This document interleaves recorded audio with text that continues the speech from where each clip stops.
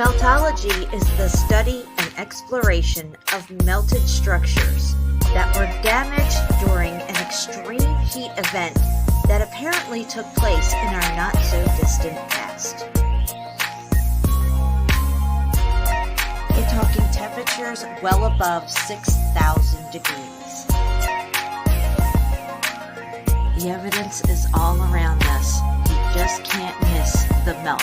And once you see it, you cannot unsee it.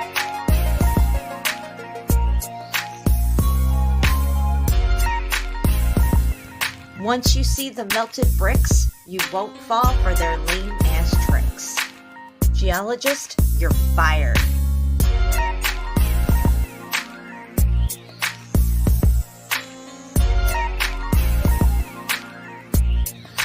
The word mountain has no standardized geological meaning, so there's that.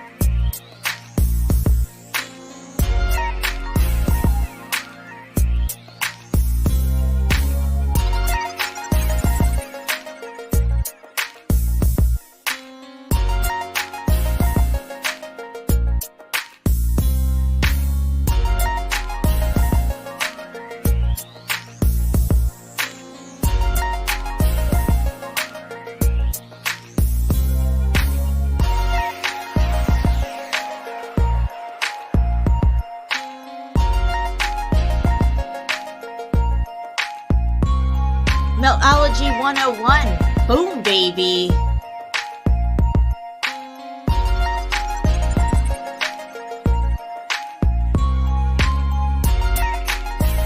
Tardy glue buffet right here.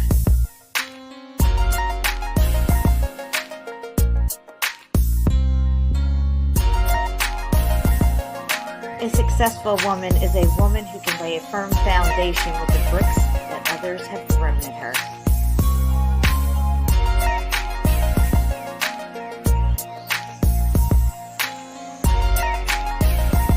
I don't have haters, I have fans in denial, baby.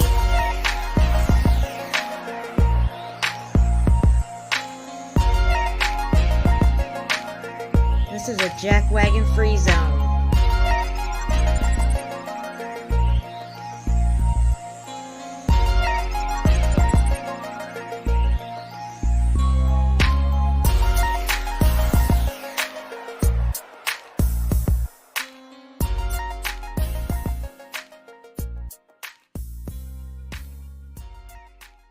How many people were in the car when JFK was assassinated?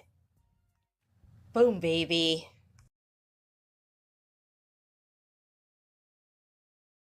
Have you ever stopped to question the world beneath your feet? What if everything you thought you knew about the Earth's geological formations was, in fact, an illusion? What if the mountains, valleys, and canyons that we see today didn't take millions of years to form, but rather blossomed quickly under the influence of extreme heat and pressure?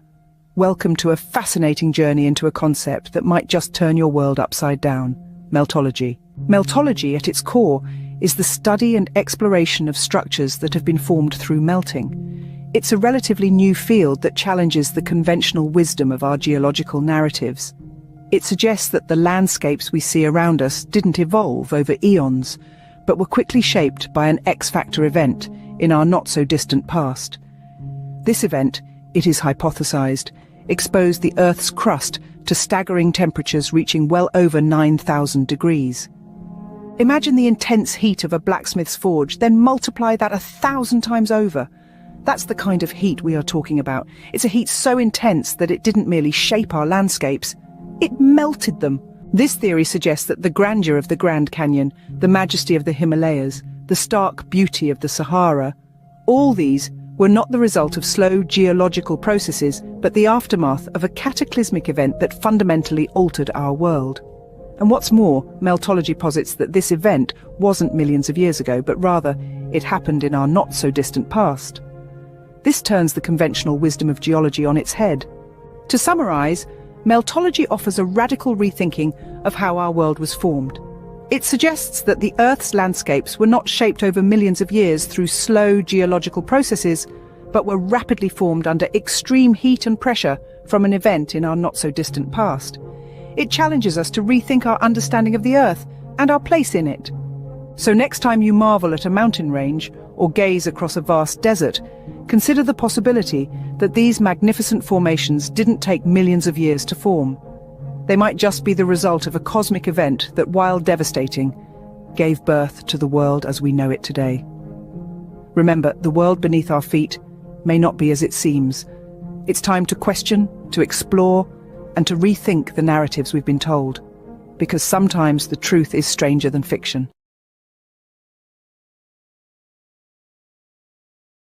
Have you ever wondered how the city of Petra was built?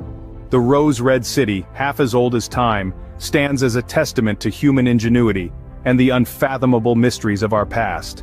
But what if the accepted narrative of its creation is not entirely accurate? What if Petra wasn't painstakingly carved, but rather it was melted into existence? Yes, you heard it right, melted. The conventional understanding is that Petra, this magnificent city, was carved by the Nabateans. Yet a new perspective is emerging, one that challenges this long-standing belief. It suggests that Petra was not chiseled out of rock, but was in fact melted by an extreme heat event with temperatures exceeding 9,000 degrees. It's a radical notion, something straight out of a science fiction novel. But is it? Upon closer inspection of the buildings, the amphitheater, and the surrounding features of the land, a different story begins to unfold. The structures appear to have endured wide-scale devastation, as if they had melted like wax in the fervent heat. It's as though an X-Factor event, a cataclysm of unimaginable proportions, had swept across the city, forever altering its landscape. Enter the world of meltology. This is the study and exploration of melted structures, a field that seeks to understand the unorthodox origins of Petra and other similar sites. It's an exciting new frontier in archaeology, one that could rewrite our understanding of human history and the Earth's past. One of the intriguing aspects of this theory is the term mountain. In the context of Petra, mountain seems to have no standardized geological meaning. Could this be another indication that the city was not carved but rather molded by the searing heat? To summarize, the theory suggests that Petra, the rose-red city, wasn't carved out of the rock by the Nabateans. Instead, it was shaped by an extreme heat event, a cataclysmic occurrence that melted the structures into their current form. The signs of this event are visible in the buildings, the amphitheater, and the land itself, which all bear the scars of this intense heat.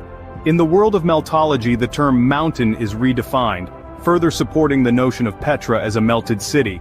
It's a radical theory, but one that offers a fresh perspective on this ancient city's origins. So the next time you marvel at the grandeur of Petra, remember that its creation might not be the result of human hands chiseling away at the rock. Instead, envision a city shaped by the unimaginable heat, a city that was not carved, but melted. Petra, the melted city, stands as a testament to the mysteries of our past, waiting to be unraveled. I want you to know my life's been ruined. Since your vids, I started viewing. What once was a mountain or a hill is now a melted building that giants built. An ancient civilization from long ago, an X-Factor event with heat from below. Geologists should be fired, she would spout, before her taser would spark out loud. Then she would say with such glee, if it were up to me, I would keep my zone jackwagon free.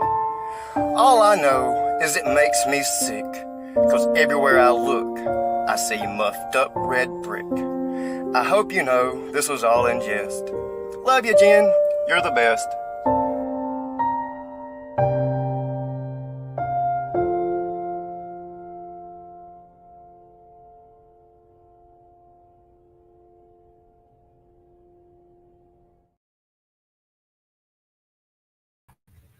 What's up, guys? What is up? I'm here again. You can thank Melanie. She talked me into it. And I'm flying solo tonight. Shampoo is in the chat, taking a break. Some of you know, and some of you may not know, we did a live stream on Shampoo's channel last night, and as soon as we were done, they took it down. But he's got it back up again. I think he just had to edit out the part that they had a problem with, which was Bill Hicks. I think he played a little thing from Bill Hicks at the end, and except for the one that I play, they got a problem with all the stuff with Bill Hicks. So lucky for me that my favorite one doesn't get me taken down or anything. Where is it? I gotta find it. I got so many fucking drops now. Where is it? I can't even find it now. Look. Everybody knows you never go full retard. I know. I'm going full retard right now. I can't even find my own drop. Anyway, I'll just play it some other. Here it is. Ballless, soulless, spiritless, corporate little bitches, suckers of Satan's cock, each and every one of them. So yeah, that clip doesn't get us in trouble, but whatever he played got him in trouble. And yeah, they blocked it. I don't know if it was in all countries or our country, but he had to clip it out. Now, I don't know. I didn't get a chance to ask him if he got a strike over it or a warning or anything, because it is copyright.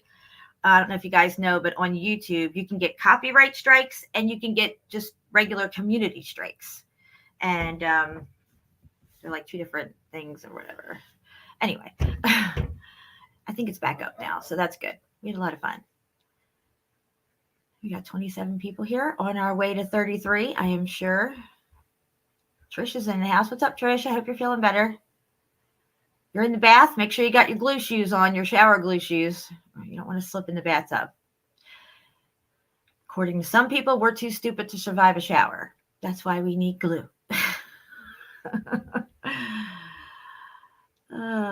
What's really cute? What are you talking about?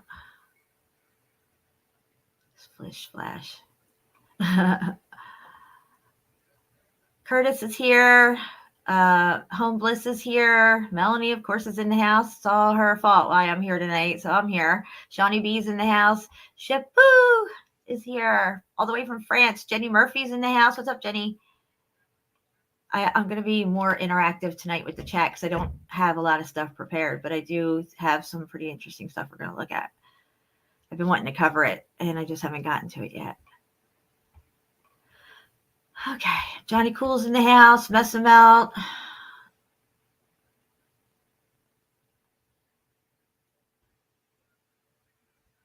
Stealing Fan Man. What's up? Yeah, I know. Well, you get too many, and sometimes I have to move them around and arrange them because you can do that, and then I get lost in the sauce. You know how it is. Or maybe you don't. I don't know, but you'll find out one day. It's all CFM's fault why I even have drops. Juan is here within the first 16 minutes, so you are not tardy. That's good. Anybody after this point is tardy. Just saying.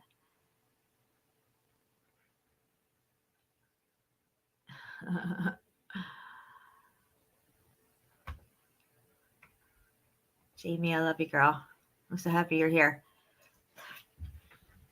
So yes, everybody thank Melanie because now y'all have somewhere to hang out tonight and chat it up because this was her idea.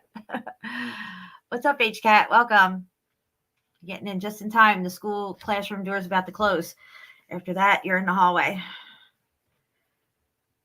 I have to give you a tardy slip. Sue Finelli's here. Oh, she's cutting it close.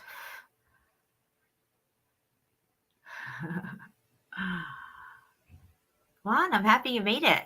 Usually you've been coming in late to a lot of the streams. I know you're working probably some other hours or something. Everybody's got life going on. I get it. It's so interesting when you get to know, your YouTube family and who you can trust and who you can't. And, of course, there's ones that you're still not sure of. It's just the way it is, guys. And I'm not naming names or nothing, but I really love talking to Jamie. Melanie is amazing.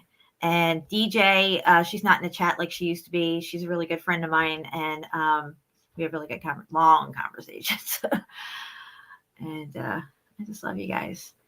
We were talking yesterday a little bit about some stuff that was going on. And there are people that don't know what happened. And I'm not going to rehash the whole thing. But there are infiltrators that come in with an agenda, whether they're sent in or they come in on their own. And yes, I do believe some are sent in by others who aren't able to rattle our cages anymore. So they'll send in somebody else to try to come in and be all nice and sweet and cool and awesome and then flip the script on us and, divide us and create all these schisms and stuff, having us argue amongst each other.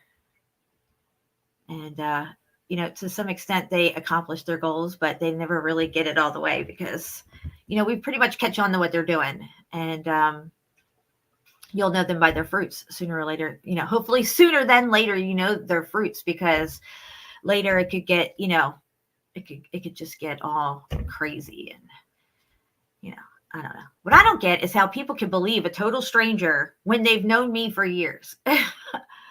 Like, you don't even know this person. They're going to go say some smack about me. And you're going to be like, oh, I totally believe that. Yeah. Well, maybe you just never liked me and you're just looking for something to hate me over.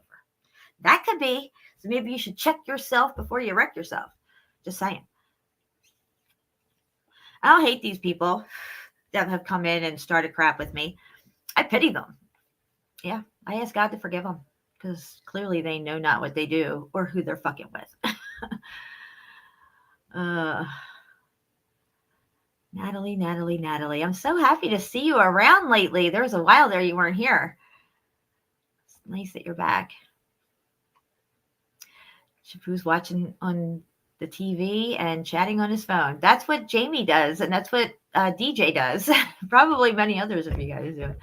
I just like, oh my God, I'm on your big screen.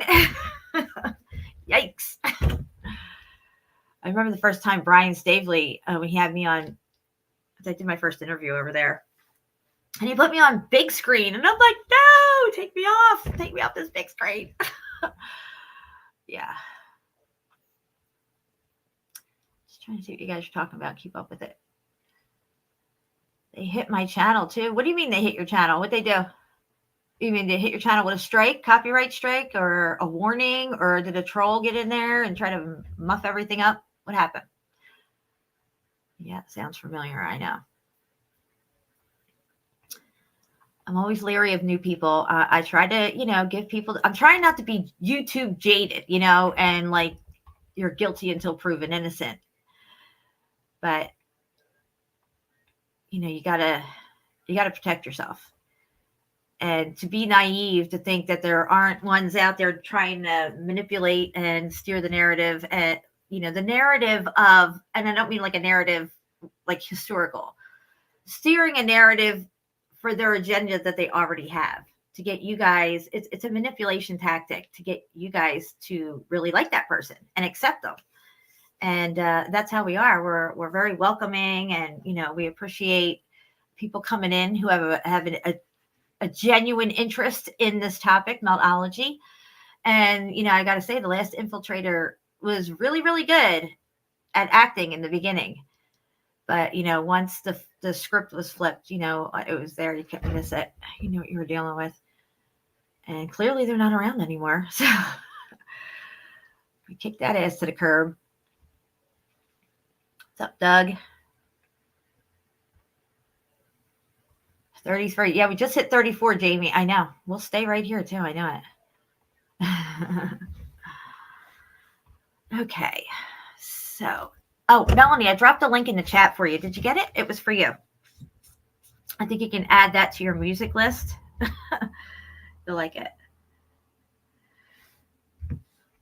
All right. Just clearing out my phone here. I got too much stuff going on.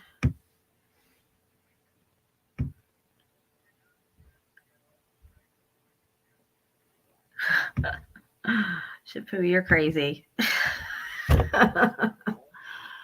All right. Did you like it? Did you listen to it yet? That's on my car and my stick. I have a couple other ones for you too. Let me go over here and see if I can find them.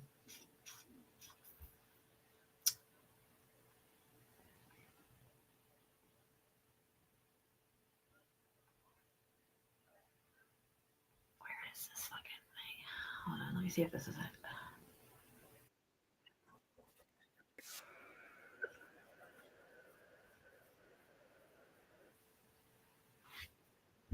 This isn't it. Gonna get with ya. I should play the beginning of that song though. It's really good. Not for everybody. Like, I'm unsubbing her. I can't believe she listens to that music. I'm sure there's a lot of things about you that I don't know, and I'd probably unsub you, but I put myself out there because you know what? I just don't give a fuck. I just don't. I'm me. This is my channel, and as long as I don't get no strikes, I'm doing what the fuck I want. I'm tired of people telling me what to do.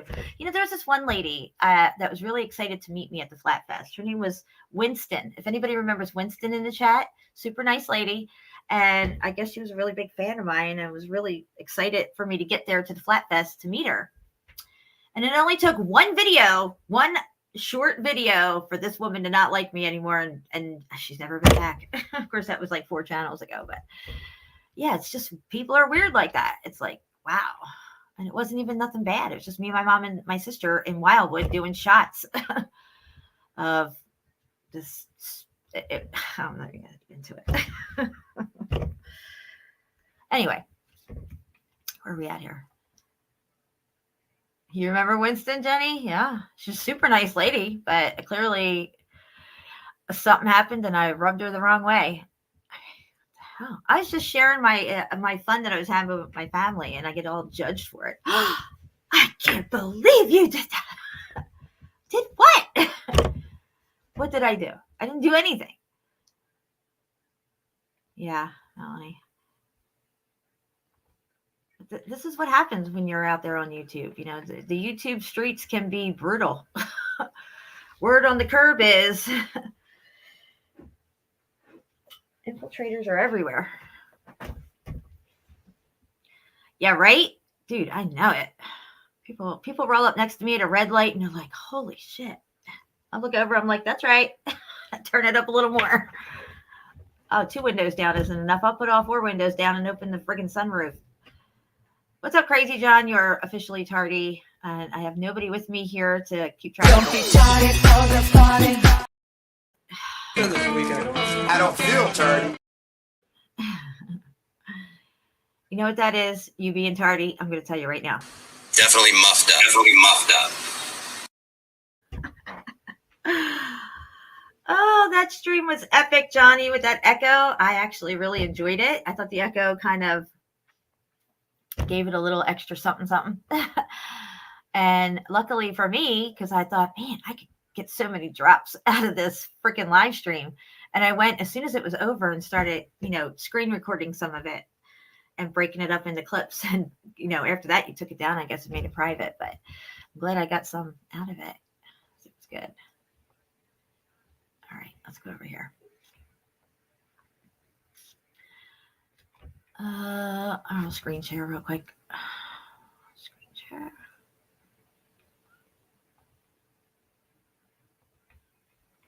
Oh, the audio is on. Okay.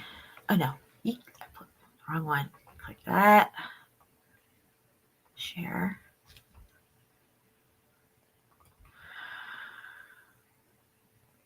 I'm not playing the whole thing. I'm just playing the beginning.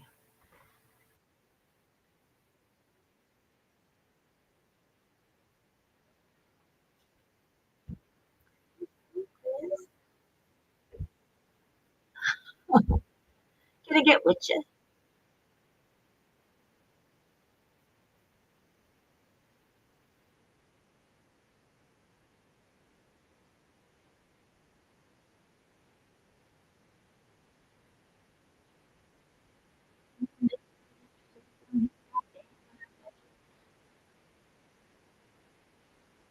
All right.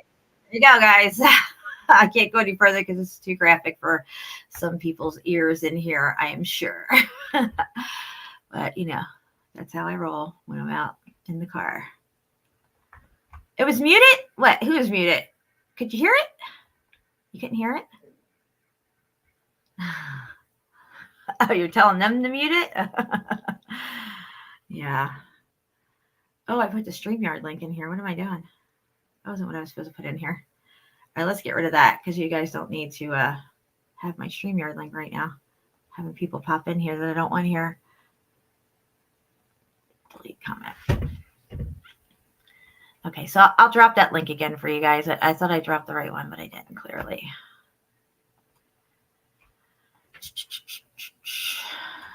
Someone joined.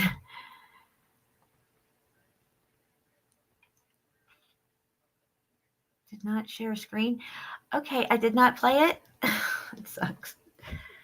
Well, I shared the screen. Oh, I have to add it in. Motherfucker. Why do we have this extra step? I got to get rid of this extra step.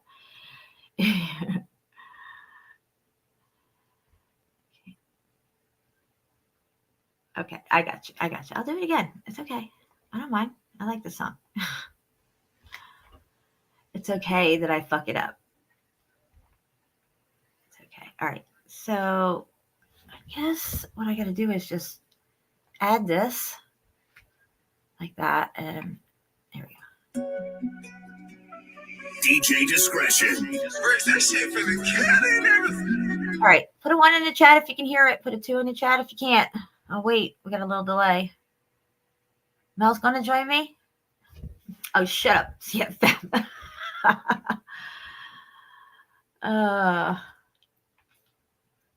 I'm allowed to get it to muff it up once in a while. So, yes, you can hear it. Okay, good. All right. Yeah. CFM, cover your ears. You probably won't like the song. Go, Chris. Can I get put up? Can I get put up?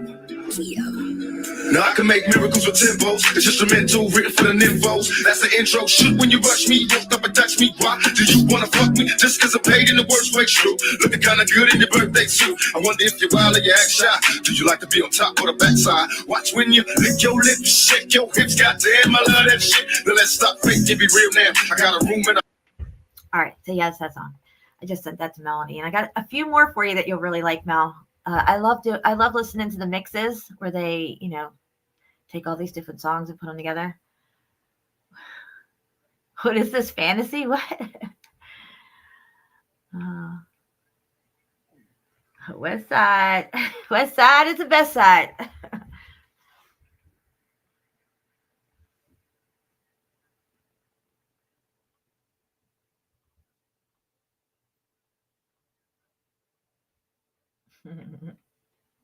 My kind of music.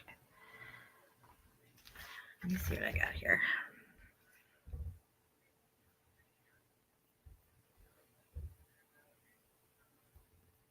I think the name of that one's called Papi Chulo. Yeah. Tupac, Biggie Smalls, Papi Chulo.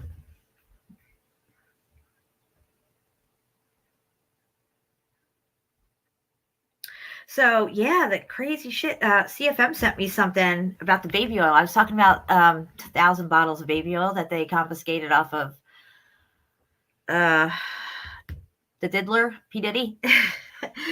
And he sent me this. I'm pretty sure he sent it to me, or I sent it to him. It's hard to say these days. We should definitely check that out. All right, how am I going to get this over here? Copy. All right. All right, give me a sec. I'll come off screen share for a minute and get this up. It's pretty interesting. I mean, this guy, the shit he was into, it's so profane. And it's all being exposed for whatever reason, but it is. Is this it here? Where did it go? Shit.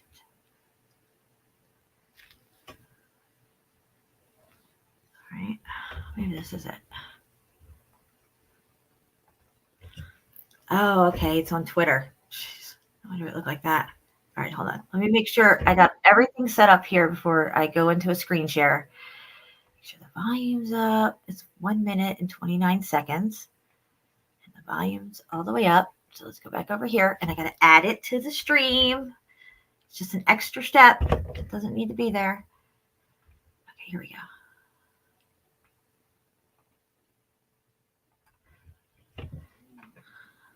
Bada bing, bada boom. Share. Okay, now I gotta add it. All right, here we go. Put a one in the chat if you guys can see this. I'll have to look at the chat over here on my phone.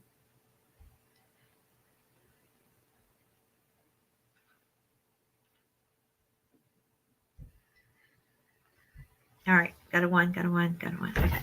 All right, guys, if you don't know, now you know. It's not baby oil. It's GHB. Who has 1,000 bottles of baby oil? If baby oil was such a big part of all these parties and all the things that Diddy did to his victims, some celebrities would have made a joke about it here and there. We would have heard about it. Especially Chrissy Teigen couldn't be paid to shut her mouth. That bitch would have cracked a joke about it, for sure. I just watched this man's TikTok about how it's not a baby oil. It has to be laced with drugs. So as I'm reading the comments, someone said, that's why Jaguar Wright said in one of her interviews at the end, she said, blink twice. Blink Twice was a movie with Channing Tatum. He would spray perfume onto women who would make them forget everything. So then somebody else in the comments said, yeah, and GHB is slippery. So I look up, what is that called on the street? Look at the last one, liquid ecstasy. Side effects that include seizures and comas. It was taken off the shelves or something in like the 60s. What is GHB used for in bodybuilding? Performance enhancement active. What are the positive side effects of GHB? Feelings of euphoria. What is GHB for parents? Usually available as a clear liquid. It's not baby oil. It just makes sense because why would the feds confiscate fucking baby oil? And how do you get so many people to comply besides money? You drug them. Pretty much. That's what he's been doing for the last 30 years, drugging people and fucking them. Anyway, thank you, CFM, for that. That was pretty interesting. Yeah, I don't know what it is with these guys, but they're all gay. They're all on the down low, and they really don't like women. I know, right, H-Cat? That's what I'm saying. Right, Jamie? It's crazy. It makes sense, though. It really does. If he ain't drugging your drink, he's going to slather you up with some baby oil. Let that shit just soak into your pores. Then you'll be all his. The asses and elbows after that.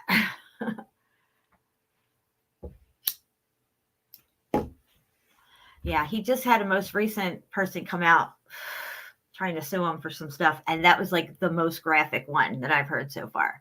Brutal. Absolutely brutal what they did to this girl. And she was so scared. That's why people don't come out and say anything. He was so powerful and had so much reach and so many people willing to do his bidding that they stayed silent. You know, they were harassed and intimidated. Even when they swore they would never say anything, they were still harassed and intimidated on a daily basis. So they're always reminded, you know, you think you're cool and you're in the clear, you're not. We're still around and we're still watching your ass. Yeah. You got that right, Melanie. A special place in hell for these guys. Shit. Hold on a second. Bring that back up. Yeah. The depravity or depravity, however how you say that word, is insane. I think they are demons. Definitely. I couldn't believe the shit that I was hearing. Now, you don't ever hear them beating up guys. And, well, I did hear about a few ass rapes from guys, but, you know, I'm just saying, like, it's not like they brutalize them like women. It's because they don't like women. They're gay. Gay guys don't like straight women. They just don't. They don't like straight guys neither. They want to turn your asses. Let's flip them. Slather him up with baby oil and flip his ass. I know, Ryan. Thank you. They are so horrible. Not all of them, but a lot of them. Yeah. Yep.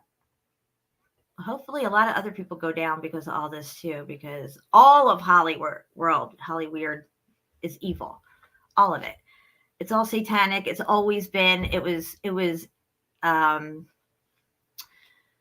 the inception of it itself was to do what it's doing and control the consciousness of people through their movies and tell lies to your vision. All the commercials. Title of my show, Commercializing Consciousness. We're going to look at a lot of old commercials today. We're even going to look at the very first McDonald's commercial. Viewer discretion advised. Creepy as fuck. Just saying. What's up, Wojo? Welcome. All right. All right, enough of the chat right now. Let's see where I want to go here. So unprepared. Melanie just caught me off guard. Are you going live? You gonna get live? Oh my God. I guess. Sure. All right, let's see here. Get back to my stuff I had up. It's all Melanie's fault. I had to come off of it. Just show that video. All right.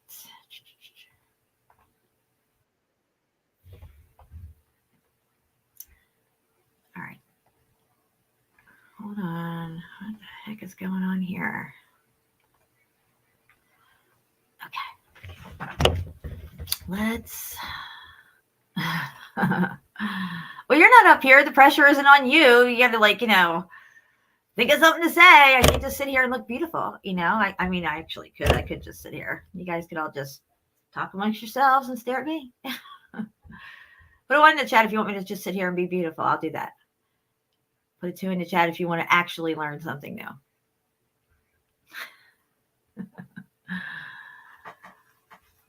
I'll wait.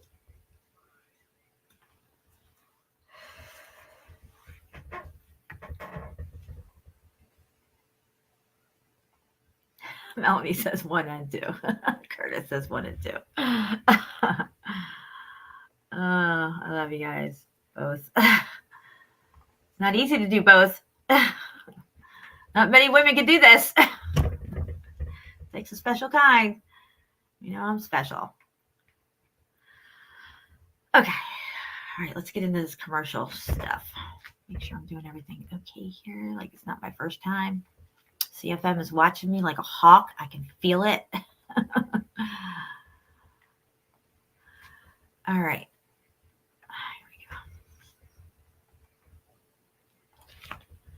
All right, let me bring up the quality on this video. Also, put a 1 in the chat if you guys can see this on screen. Put a 2 in the chat if I fucked up again, didn't screen share.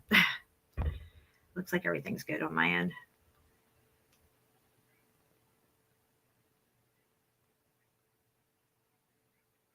Oh, Natalie, let me scroll up and see your question here. Sorry, I missed it. Please excuse my clued outness, but why would only some of these stars be outed or exposed, and how do we know what's true about any of them? Well, we don't. We absolutely don't. I do know that the way the satanic bloodlines work, these are the people who are the A-listers that come up and are very successful and all this stuff like that. Could it be distraction? Sure, it could be. I've picked up a lot of stuff along the way with this whole P. Diddy thing that seems really staged to me. I should do a whole video on it, but it's not really my forte for that stuff. It's entertaining nonetheless. Really, that's all I'm watching it for, is entertainment purposes. It's like watching General Hospital. I know it's not real, but I want to see who's gonna, do this and that and the other thing. I think it's a distraction on many levels. I think there's things playing out behind the scenes that they don't want us to know about, and they're giving this as a major distraction, like as if something's getting done. That being said, we'll just have to see what happens. Anyway, so this is McDonald's first TV commercial ever. I'm gonna check it out. Hopefully you guys can hear it. When I play it, I'm going to stop it. You guys put a 1 in the chat if you can hear it. All right. Can you guys hear that okay? Let me know. Do you want me to drop the StreamYard link in here? Somebody was asking about it.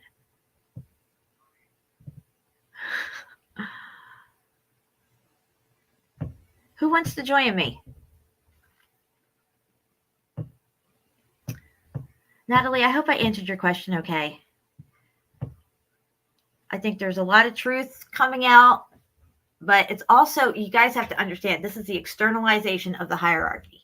And when the externalization of the hierarchy happens, what that hierarchy does and how they get down, that's all coming out too. But it's not coming out in such a way, it kind of looks bad for him and it's disgusting, but it's also a process of normalizing this stuff and getting you to accept it. I mean, look at all the stuff you accept already that you thought you would never accept in society as a norm and stuff.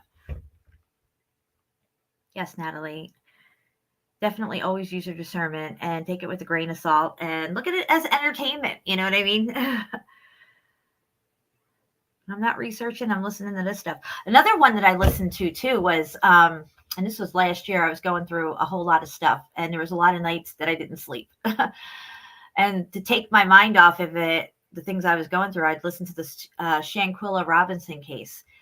That was crazy. And I started to realize at some point that I think it was staged. I think it was like a distraction. Of course, I couldn't really put that out there because all the people who thought it was real in, the Black community and stuff probably would have ate me alive. But I did notice things. I'm like, wait a minute. This isn't adding up. That's not adding up. And there's just too many things that aren't adding up. This might not even be a real case. So what would be the purpose of this?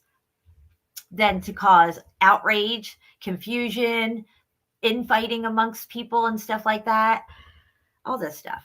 Shanquilla Robinson, if you've never heard of it, look it up. It's very tragic. If it's a real story. If it's not a real story, it's just muffed up. All right, guys, here we go. Let's check this out.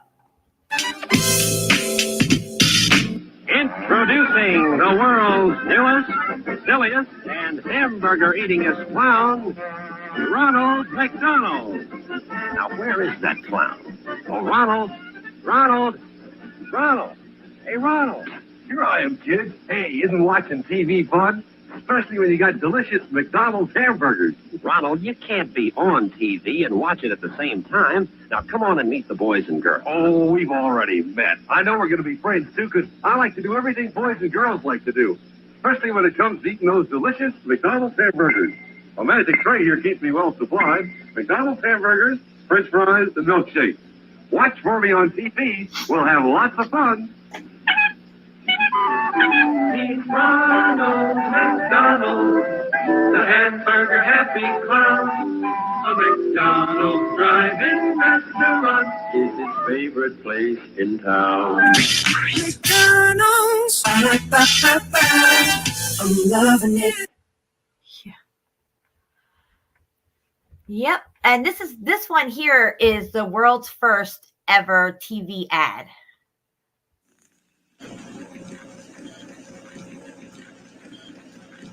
America runs on Bulova time.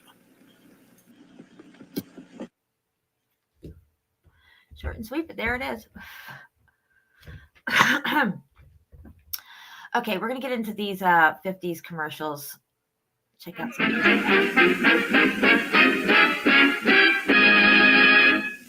Busy you, in and out of doors every day. Think how much dust and dirt settle on your skin. And makeup clings to your skin, too, and clogs pores. That's why your face needs a thorough cleansing each day. And that's why cleansing tests were made by an independent testing laboratory. This same kind of dirt was made just radioactive enough to register on a Geiger counter. What? Leading cleansing creams, complexion soaps, and Dorothy Gray Salon Cold Cream were used to remove this dirt. The Geiger counter proved that Dorothy Gray Salon Cold Cream cleanses up to 2.5 times more thoroughly than any soap or other cleansing cream tested. When you cleanse with Dorothy Gray Salon Cold Cream, you know you remove dirt. And more important, you remove every trace of makeup which can clog your pores. That's why Salon Cold Cream is especially recommended for a young complexion. A clean skin is a healthy skin, and your skin will look smoother and clearer when you use Dorothy Gray Salon Cold Cream. It's so quick and easy, too.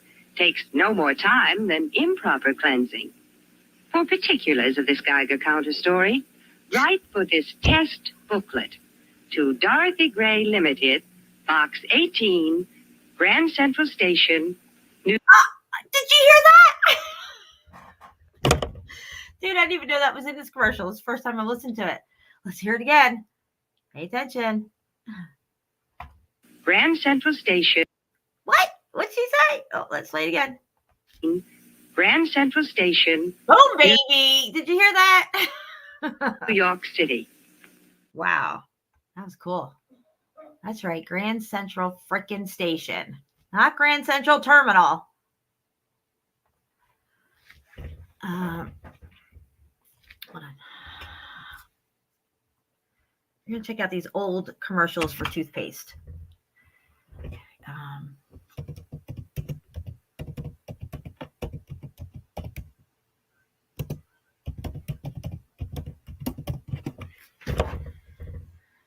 Old toothpaste commercials. Aquafresh toothpaste. That looks like from the 80s. Pepsodent toothpaste, old commercial with jingle. I'll check that one out. Hey, Susie Q, what's cooking with you? Your teeth look whiter than new. My teeth aren't new, but my toothpaste is new Pepsodent. Get with it, kids. New package, new flavor, new formula, too, means brighter smiles for me and you. You'll wonder where the yellow went when you brush your teeth with Pepsodent. The new formula with IMP gets teeth much whiter. You can see it cleans the stains and film away, while Irium fights tooth decay. Irium? I never heard of Irium. What the fuck is Irium? I gotta look that up. We'll look it up when we're done here. Irium. Oh, let me just do it here. Hold on. Irium? Irium.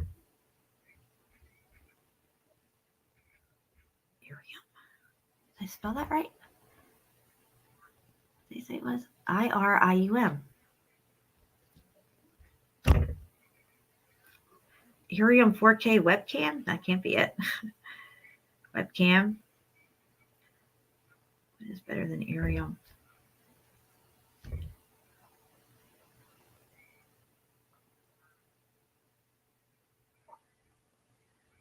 Let me put in toothpaste with it.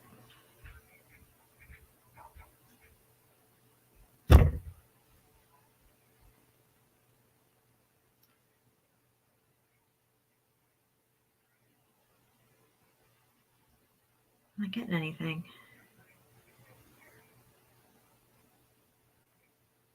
Huh.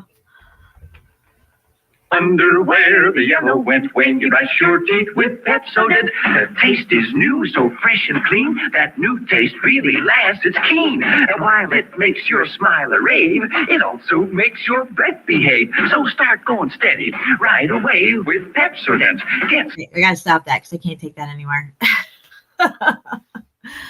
That's too much for me. All right, we want to go to the ones that were for, I think, Crest or something. Toothpaste. Oh, Crest. Fluoride. I should put you in there, but whatever. I'm sure it knows what I mean. All right, guys, check out these fluoride commercials. These are crazy. These are from the 50s. These are brainwashing people to believe that this toxin is good for people. I took two things that I love, dancing. Sorry.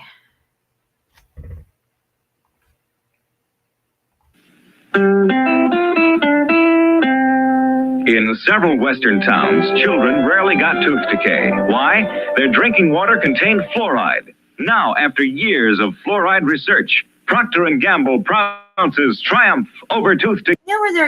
You know where their research came from, their years of research? The concentration camps, because that's where they were using it, because it made the prisoners docile. Oh, but all the prisoners had perfect teeth, I guess, even though they were starved to death and suffering. Decay for everyone everywhere, as it brings you Crest toothpaste with Floristan. They used to call it Floristan. You see how they've changed the names over the years? I mean, what's that Irium stuff? I don't know. Yeah, Floristan. Exclusive fluoride compound that's far superior to fluoride alone. Here's how Crest works. Crest with Floristan actually combines with and strengthens tooth enamel to lock out decay from within. Yes, with Crest, you and your family will have far fewer cavities. Your teeth will be strengthened against decay, and regular Crest use will keep them that way.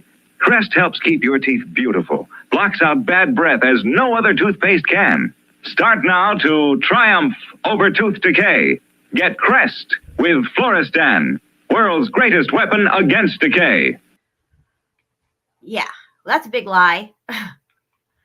But we've bought it this whole time, you know, until you learn about fluoride and you learn the truth, then you're just, you know, slathering that shit on your toothpaste, and you're only supposed to have a pea size. Did you notice in the commercials how they put it across the toothpaste brush? Not just a little tiny bit. So what do? You read the package, it even says a pea size, but the commercial's in your head and you see it going straight across the toothbrush with a little whip on the end. Like, you know, just squeeze a little more out there. And that's what we do. And this is how they get us. Okay, I'm dropping the StreamYard link. Let me invite guests here. Copy. Okay, we're good with that. And here you go. Now, if somebody comes in backstage and I don't see your face and your name, and don't come in with an avatar, I want to see your face and I want to see your name, or you're not getting in. I'm just saying.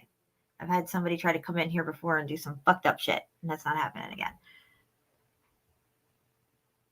Irium is made up name for sodium. Okay, no wonder. Maybe that's probably why I couldn't find it. They just make up up names and, you know, make it sound all wonderful for you.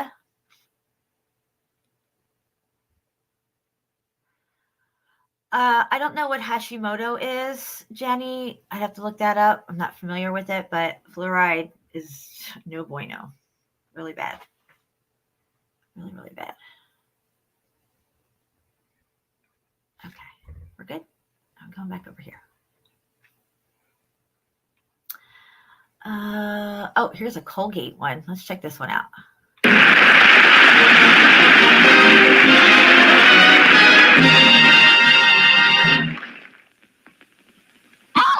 was squawk, squawk, squawk. The feathers are sure flying. Darn it, Sally. What did I do to ruffle your feathers? Every time I try and kiss you lately, you give me the bird. Listen. You give me the bird? What did he just say? Every time I kiss you, you give me the bird. What the fuck is that? I mean, I know what the bird is now. I don't know what the bird is back then. Listen, Tom. No. Hold on. Every time I try and kiss you lately, you give me the bird. Listen, Tom. Nobody. Oh my god. Oh my god. I hear people in the back coming in. Somebody's trying to kick my door open. Who do we got? We got Johnny Cool in the house. Melanie, come back. I saw you. Come back, girl. What's up, Johnny? Doing good. Doing good, Jan. I just thought I'd come up and keep you company for a minute. Nice. Where's your cowboy hat? Oh, I left it in the truck. Oh. Yeah. Okay. I could go get it, but I'll have to put it on top of the ears and stuff, cover up the ears. So Yeah, we can't have that. That'd be no bueno. Oh gosh. So I was down in Bessemer today, or sorry, Ansley, and I was doing a little bit of boots on the ground down there, but I'm having trouble getting it uploaded. But I'm gonna have to get that uploaded because I haven't done a lot of videos recently, Jan, as you've probably noticed, Yeah. So starting to get back on this horse again, and try to get some evidence up there, Right. That's good. That's good. Yeah. It's very therapeutic too. When you got to, life's just going whatever side Yeah. stuff. And I just love being out there and being able to see it, feel it, touch it, all this stuff. I mean, it's everywhere.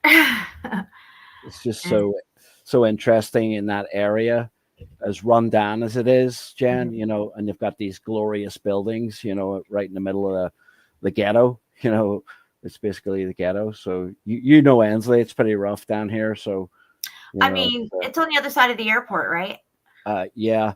Yeah, I don't go that way. I don't go past the airport. If I go to Birmingham, I'm usually going to the airport, and I don't even fly out of there anymore. Yeah.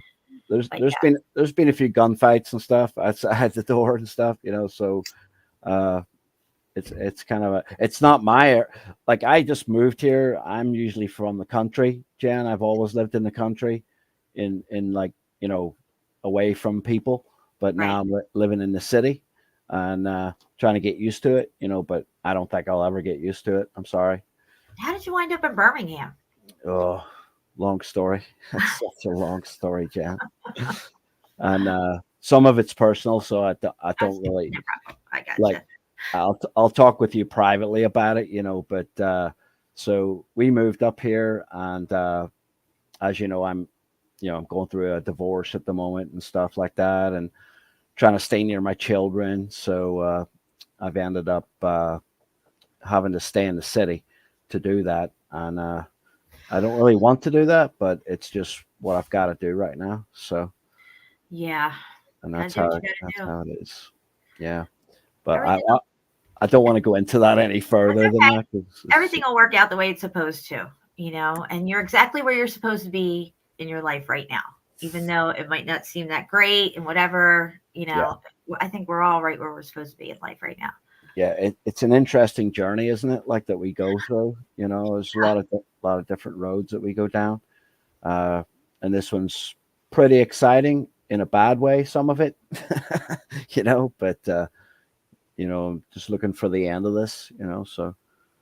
Yep. Like Curtis says, there's always a silver lining. Yep. A lot of good things have happened. I've met some friends that are my friends forever now, so, and that's the good thing about it, people that have helped me, through this situation. So, that which I love them. So, I'll just say that. I won't say who it is, but been instrumental in my life at the moment. So. Yeah. See, God also brings people in and out of your life at different times for different reasons. I'm here because I have nowhere else to go. Yes. Apparently nobody did, because that's why Melanie wanted me to go live tonight. But yeah, I can look back in hindsight at my life and the situations I was in and all this stuff. And, I think, wow, if I could go back, would I change this? Would I change that? But if I did any of that, or if anything deviated from the way it all unfolded, I wouldn't be here sitting here talking to you guys right now. I would be somewhere else doing something else. Yeah. So everything that you're doing and that has happened to you during the course of your life up to this point has led you to right here, sitting here on screen with me. And it's just like, meltology and flat earth was the first thing, but with meltology, it's like the community is so loving. It's a very loving community, and it's so easy to to love people that do this, because we're all like-minded, and it's just great to have like-minded people around you. Yeah, it is. It's brilliant. So isn't it funny though how we're so spread apart? You know what I mean? Like, of course, when you find out compelling information about our world or whatever, the first people that we would naturally go to is our close friends and family, because they're the closest to us, and usually they're the ones who don't get it and don't really and don't want to hear it. I've never really come across somebody who said, yeah, I sat down with my family at dinner or whatever, and I told them what I discovered, and they were like, wow, blown away, and they were all in it 100%. Nobody's ever said that. Well, I have a success story just on that same topic, Jan. My father, we have just recently become like very, very close. We when I grew up, he was never close to me. He was actually very abusive, so, but just in these last maybe probably 8 or 9 years, he found flat earth, first of all, by a complete accident. I was trying to talk to him about it, and he met a guy in my hometown who told him about this, and he listened to this guy, and he got it. he got it from a complete stranger, right? Wow. And then I started talking about meltology and the buildings, and how that there's no way they could build those buildings, Dad. And he's a fairly smart guy. He knows they didn't have the equipment to build that stuff. So we're getting into meltology now too. So sorry, I just wanted to share that is a success story that I was blown away by it too, Jan, because you never think your family's ever going to get it, right? You know what I mean? Right. The ones closest to you, which is my family finally got a lot of the stuff, but they're not invested in it the way I am. Yes. It's like, or they'll say like, oh, I heard this on the news the other day, and I remember you telling me about this like a year ago. Like, but because they heard it on TV, now it's like, it's in them. Yes. And you don't understand it. You struggle with that because you're like, why aren't they interested like I am? Why is this not affecting them the way it's affected me? Driving me to want to research more and find out more, and how deep this rabbit hole goes, or that rabbit hole, and even learning these new things and applying it to your life.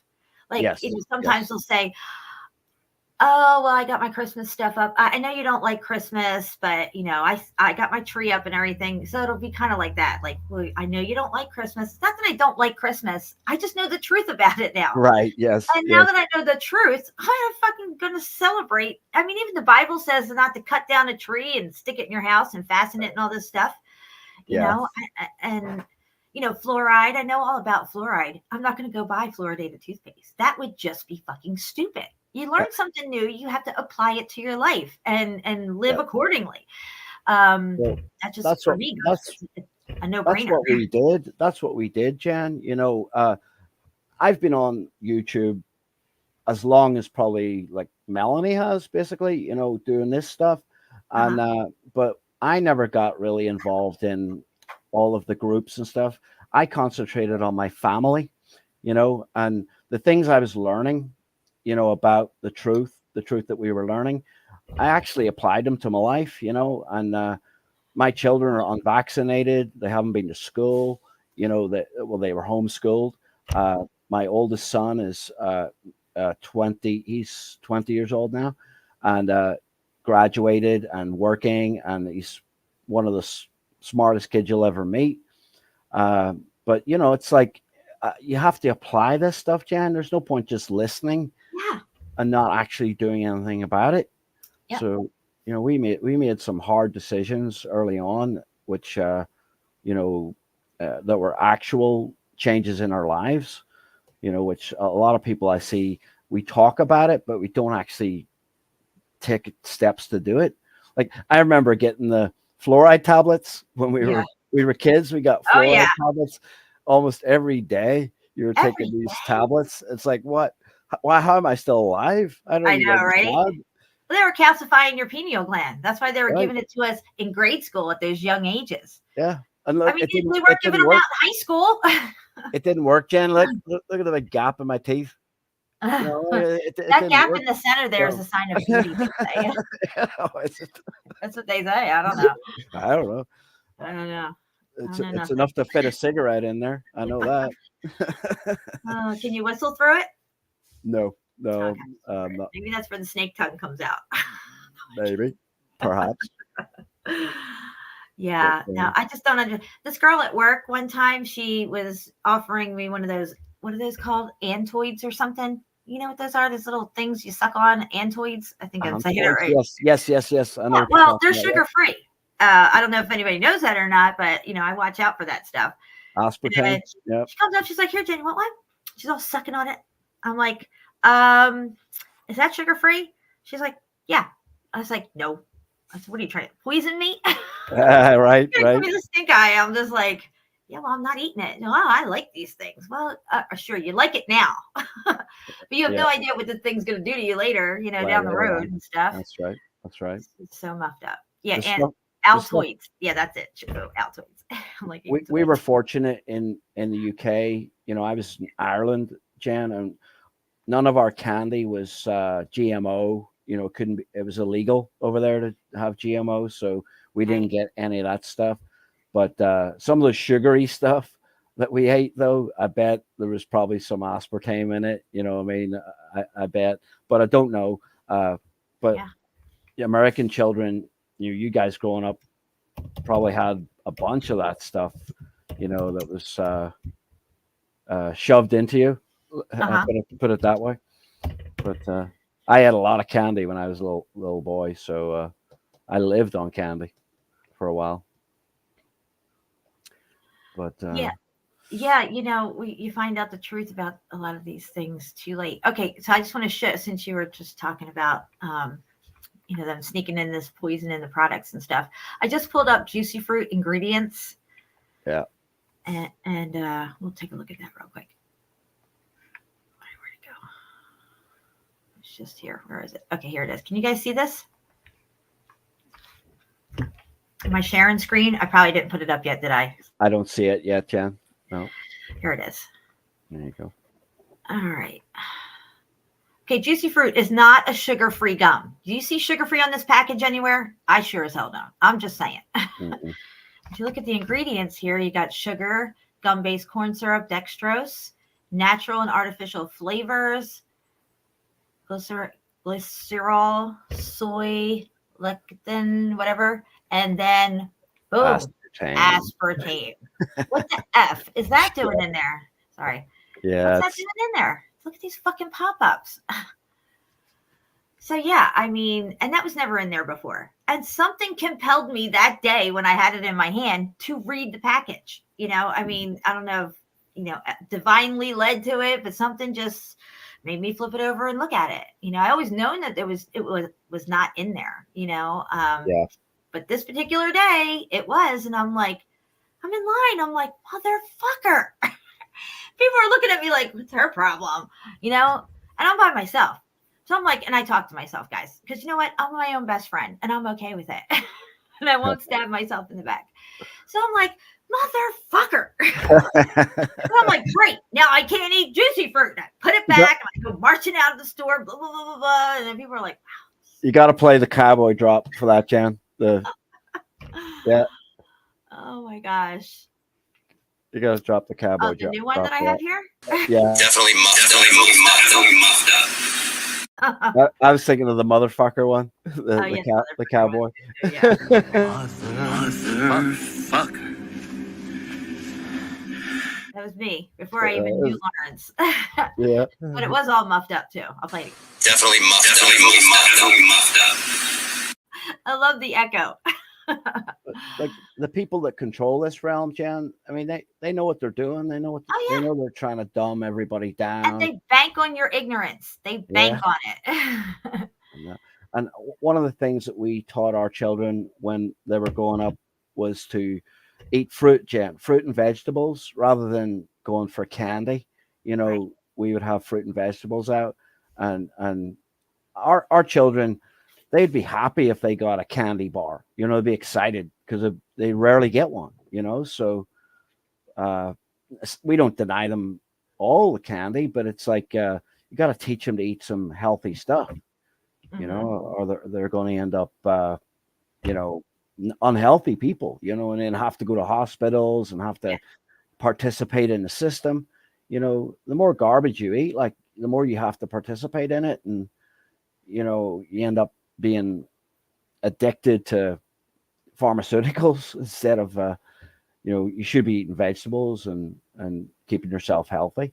Right. You know? And they've taken over the vegetables and the fruits and everything because all of that's GMO'd now. And when you do find something that's organic, the price is jacked up. So, you know, you can't afford it, or maybe you can afford it, but not all the time, you know, to eat that way. And if you have a huge family, you know, you don't have that kind of income, you're going to more likely, okay, let's just take an example. Let's take maple syrup, right? Now, if you want good, organic, real maple syrup, it's going to be up here on the top shelf. And it's going to be like $14, $15 for something that's this freaking big. But right here at eye level, on that part of the shelves, is the Aunt Jemima crap in Log Cabin, right? You can get a bottle like this of Aunt Jemima fucking syrup for like $1 or something. And it's all high fructose corn syrup. And that shit's really bad for you. Yeah. But yeah, this is what they do. They even place the products on certain levels of the shelves, so that's what you would gravitate towards, you know, to look at, because it's right at eye level and stuff. And we noticed, Jen, too, that Walmart would they would have organic stuff in there for a while, and then they would discontinue it. It's like they're playing with you. They're playing with you to, I don't know what they're playing at, but it's like they would just discontinue it. You would, Publix was the only place we could go that would be like where you would have like organic choices and stuff, you know, that was close to us. Right. So it's very difficult. I know. It all starts with what goes in here from day one. And the fact that they brought in these synthetic formulas to replace, breast milk. That's right with where it all starts. Of course, the shots prior to that, before you ever get home and start, you know, eating from a bottle or whatever. Yeah. But breastfed children are, let's see, how can I explain this? They have a more calm personality, you know, like they're not like hyper and rambunctious and all this stuff like that. And I'm saying that there's nothing wrong with being a little hyper and rambunctious. I know kids are like that and stuff, but they seem to have a better disposition, is what I wanted to say. Yes. And they also score higher on IQs than children who started off with synthetic stuff. And I'm guilty of it. I did not breastfeed. I just wasn't going that route. But I wish I did now. You know, in hindsight, knowing what I know, I would have.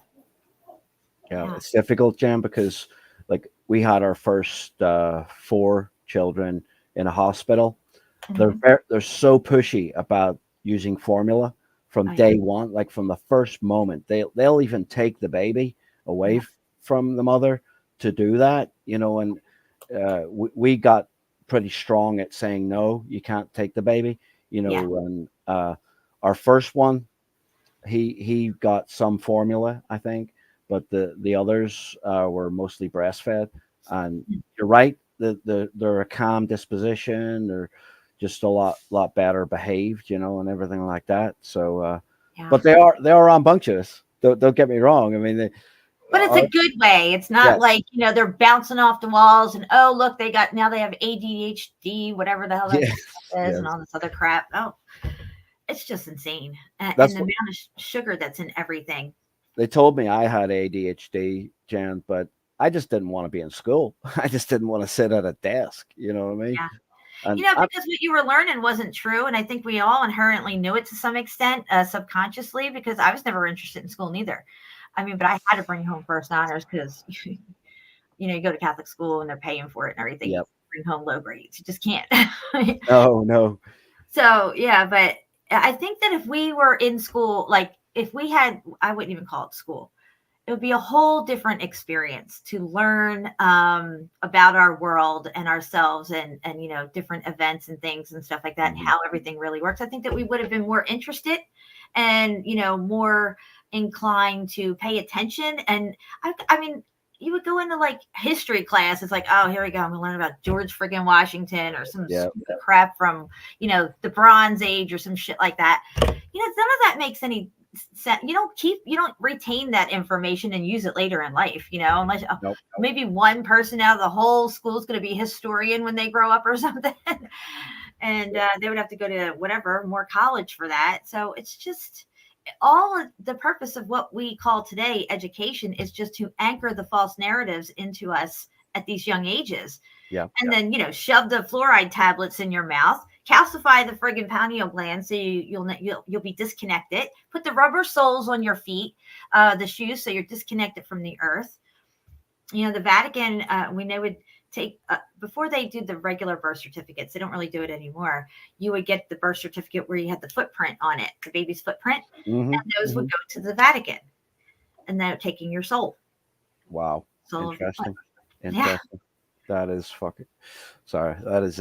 I know that just blew your mind. I could tell. Yep. Yep. Look. That's very true. And you know what? Definitely muffed up. It's funny because we did do that in a hospital, a soul print, but it wasn't like to give to anybody. It was for us, but that's interesting that they would do that, so, but I don't Own your have soul it. is what it is. So, yeah. Yeah. So, let me see here. I have a whole little thing of commercials we're going to look at here, Johnny. And I did see Melanie pop in backstage. Melanie, I don't know what happened to you, but can you try to come back? That would be great if you can get on here. Or were you just trying to fool Johnny saying you were going to come on with us to get him on here and then backed out? She's kind of tricky. She's a little tricky. What about Curtis? Get him up here. I dropped the link. I'll drop it again. Is he ready? I don't know. I know he likes to be organized, But you gotta think on your feet, Curtis. Okay, I think we're good with this. I copied. All right, so I'll just drop it in the chat again over here. What's up, Daryl? I'm glad you're here tonight. Yeah, I thought I'd keep you company. I know it's lonely up on the stream, right? Without someone. Right? Usually I have a lot to say if I'm by myself, but today I was just like, okay, I guess I'll go live. Calm down, girl. Yes. And then I was like, what am I going to talk about? But I did want to cover the commercials and stuff because, they've been commercializing us all this time with all this propaganda and, all this hidden subliminal stuff and everything. And this is how they rope us into their products and using them all the time and stuff. Curtis, if you can come on with us, grab that link. Don't be shy. The programming, as they call it, Jan, the programming, right? They programmed us. Television programming. Yep. And channels. You can change the channels because, they're channeling. It's all magic. It's all witchcraft what happens with this. Yeah, it's funny the language that they use, like to talk about it. Yeah, it is kind of witchcrafty, isn't it? A lot of it. Yeah. And I do believe that is what witchcraft is the use of your mouth to, you can curse someone, right? You could say, you're stupid, you're ugly, and if they accept that curse, then they will believe that, you know what I mean? And that's what they do through the television, I think, is, subliminal messaging to absolutely get people to conform. So, yep. And we were conditioned at an early age, many generations ago, when they brought in the TV, the televised your vision, to trust it. Jamie's in the house. Oh my God, you're worked. Hey, Jamie. What's up, girl? Oh my What's God, happening? I look horrible. Like, oh my God, I didn't think it was gonna work. Well, here you are. Good to see you. I'm so happy you're here, girl. Thank you. I need my bangs cut, but I can't get anywhere because I'm stuck. I'm sorry. I wish I could come out there and cut your hair for you. I cut hair. Oh my God, you do? Oh my God, I really I can't see. Oh, well, you look beautiful to me. So what are we talking about? The programming through Tell Lies to Your Vision, the conditioning, us trusting in this stuff, never questioning why we trust it, or, come later down the generations, we find out that these were all lies, and we've been buying, basically toxic stuff and feeding it to our children and ourselves, even our animals, guys.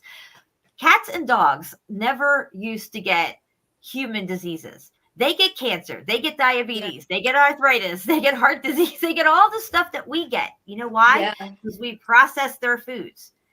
Ever since they processed our foods, that's when everyone started getting sick, the diabetes and all that stuff. Yeah. It was, and then no one knows how to cook anymore. I don't know how to cook. I mean, little by little, people don't know how to cook anymore. Right. Yeah, like starting from scratch. Yeah, the real food. That's absolutely. Yeah, I'm a little guilty of that myself. Me too. But and that's it's done by design, because it keeps you completely reliant on them, and getting to the store to get things that you need. That's already, you could buy instant mashed potatoes and just add a little water, and you got mashed potatoes. You know what I mean? Right. Yeah. It's very diabolical what's happening. And this is what I mean, like learning this stuff in life, and of course having children, you got to teach this to your children and get them to understand. So the sooner they learn it, the better off they'll be. And we're learning it kind of late in life here, but it's something that's supposed to come out now. Everything that's been hidden from us is coming to light. And they're also, the externalization of the hierarchy and things that are taking place and what they're into. This is why, the transgender stuff and all this other crazy stuff has come out, and it's being pushed like crazy. Like there's no other agenda around, and they're just. But you know what I was thinking? Okay, so they have these special places for only those genders. It's going to backfire on them because they have their own special gathering places. And I was watching this historical thing where history repeats itself. They're going to go to their special places, and that's where they're going to end up getting rounded up. And something bad's going to happen to them. Like right now it's acceptable, but there's going to be a point where it's not. It's going to turn back around, and they're all going to be in their little section all proud, and they're going to be rounded up. In my opinion, what I feel is going to happen in very soon, because when they start doing their new world stuff, they've got plans. They're tricking them. Come, this is your park and this is your bar, and then now they know where to get them and round them up. Right. You never know. I mean, some crazy stuff. Crazy stuff. I think that really crazy stuff's about to happen. Like, it's not my place to judge people. If that's between them and God. Exactly. But what it's going to turn back. It's going to backfire on. Oh my God, Curtis. Hey, Curtis, man. How you doing, bro? If I have an echo, I'm gonna bounce. No, you're good. You're good, man. So I'm in a bathroom. Don't want. Nothing wrong with that, Jamie. Just don't mute yourself when you got to sit down and pee. But you put your avatar on. I know. I'm gonna go to the bathroom. So, Curtis, welcome. How you doing? I'm good. How are you? Pretty good. Now we gotta get Melanie in here. I'm what do you mean he's got an echo, Melanie? He does not have an echo. I don't hear one. It's not. There's no echo. Honey, Oh my God. stop. Okay, now I'm trying to get away from my daughter. Nice Maddie, shirt. Nice shirt, Curtis. Nice shirt. I like it. Curtis, let me put you on big screen here. Hold on. Let me find my big screen button. There it is. Stop, What's Maddie. that? Okay, I'm gonna go back to the Nice. bathroom. Oh, I love that. That's cool. Oh, Shapu's in the chat here. Shapu, I have an idea for another shirt, and I'm going to put it out there now for you guys. I want me and Melanie and we're burying a geologist. What do you think? Can we make that happen? We're like standing there with our shovels, and here lies, geology. Why don't we just like say geologists are fired or something? Yeah, we can do one of those too. Gonna have a variety of stuff. I like the Jinx shirt. Yeah, the Jinx shirts look cool. I don't know if you put that up yet or not, or he's still working on it. I wish I was wearing my shirt. I didn't know that this was gonna work. I would have had my shirt on and some lip gloss. You still have time. You can come out and come back in if you want to. It's all up to you. All right, well, I'm gonna go out because I've got to tuck in my daughter who's behind me. But I love you guys so much. No problem. We love you too, girl. Come back if you can, okay? All right, bye. All right, bye-bye. Bye, Jamie. Aw, she's so cute. Nice. I never seen her up there. I know, right? He said he just ordered one. So I guess he does have the Jinx up there now. Okay, cool. He showed me the ones he had finished. I didn't know if they went up or not. Yeah, Melanie, it'll be a crime scene. My daughter wants the pigeon one. Yeah, that's cute. And she came to me. I didn't tell her, but she came to me and said that she thought that the pigeons were spying on her. Really? Yeah. Damn it, man. You gotta get her on the show, Johnny. Yeah. Right? But they're all like they're flat earthers. All my children are flat earthers. I've obviously taught them that. Meltology, yes, they're coming along with that too. But they're teenagers too, Curtis, you know what I mean? So they're a little bit youthful indiscretion. Yeah, they've got attitude, you know what I mean? So they don't really want to participate with what I'm doing. But they really loved Mount Cheehaw, though. They really liked that trip. Yeah, that was fun. They were so nice. They were so well mannered, so polite, and they were just beautiful girls. And I think it's amazing that they're learning all this stuff and they're really interested. It's not like they're learning it, but then they just go about their business. It's in them, and they seem to be growing with it, and it's pretty amazing. I think when they get older, Jan, in their mid-20s, or they'll start to remember and want to follow that through. Right now they're kind of like interested in boys and makeup and doing their hair and stuff. So, but later on they're gonna come back to it, I think. So yeah, absolutely. And another challenge is that people who do have kids that go to the public school system and they're awake. And you're learning all this stuff, and then your kids come home, your children come home, and they got to do something about space or the globe or something, some kind of homework or whatever. Yeah, that's at that point you got to really make a choice, because you're either going to leave them in there and let them learn the lies, and then every time they come home, deprogram them and tell them the truth, and then send them back over to school, and it's a lot for them to process. And some kids get pretty brazen and start calling the teachers out on it, and then they're in trouble. Yeah. So I don't know. It's funny. We had to buy curriculums, Jan, like to teach the children, and you couldn't find a curriculum that didn't have, there's no flat Earth curriculum, right? Yeah. So the girls would bring their books to me and say, "Look, Dad, it says it here, the Earth's a globe." You know what I mean, and things like that, because they know that's gonna upset me or make me say something about it. And they even bought me a t-shirt as a joke with NASA on it. It's like they know how to push my buttons. You know what I mean? So, NASA's got sneakers now. Yeah. I can't believe it. I was like in a shoe store. I'm like, what the fuck is this? Well, we need to get meltology wear. We need to get our boots on the ground boots and safety gear, right? What kind of boots do meltologists wear? Oh boy. I was going to say lead boots, but no, that's offensive, I think. So stomping the narrative boots. Yeah, stomping the narrative boots. Yeah. Stomping on a geologist's head. Oh my God. Geologists, I'm sure they're very nice people. They're just severely misled and have no idea what they're talking about, and they should be fired. I think it was Curtis the other day. Or they know about it. Was saying that the money is what helps them to put their conscience to the side. You know what I mean? They're making 6-figure salary, so that's makes it a little easier. You know what I mean? On your conscience, I guess, which it wouldn't for me, but I guess it does for them. So yeah, regurgitating the lie is rewarded. Yeah.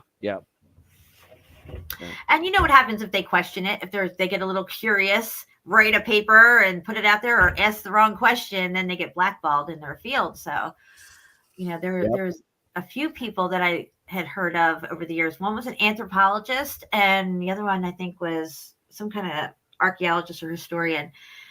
And they, figured out a few things that went completely against what the historical or archaeological narratives were. And, they're like, but we have proof. Look, it's right here. And, they got blacklisted. Never to be heard of again. Can't get papers published. Nobody wants to deal with them or nothing.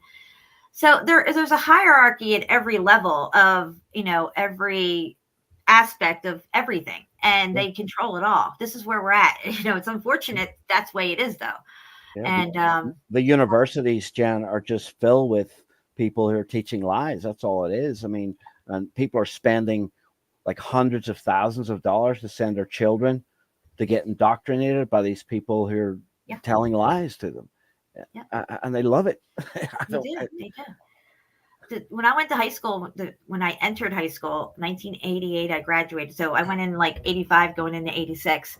And the tuition was like $1,500 for the year.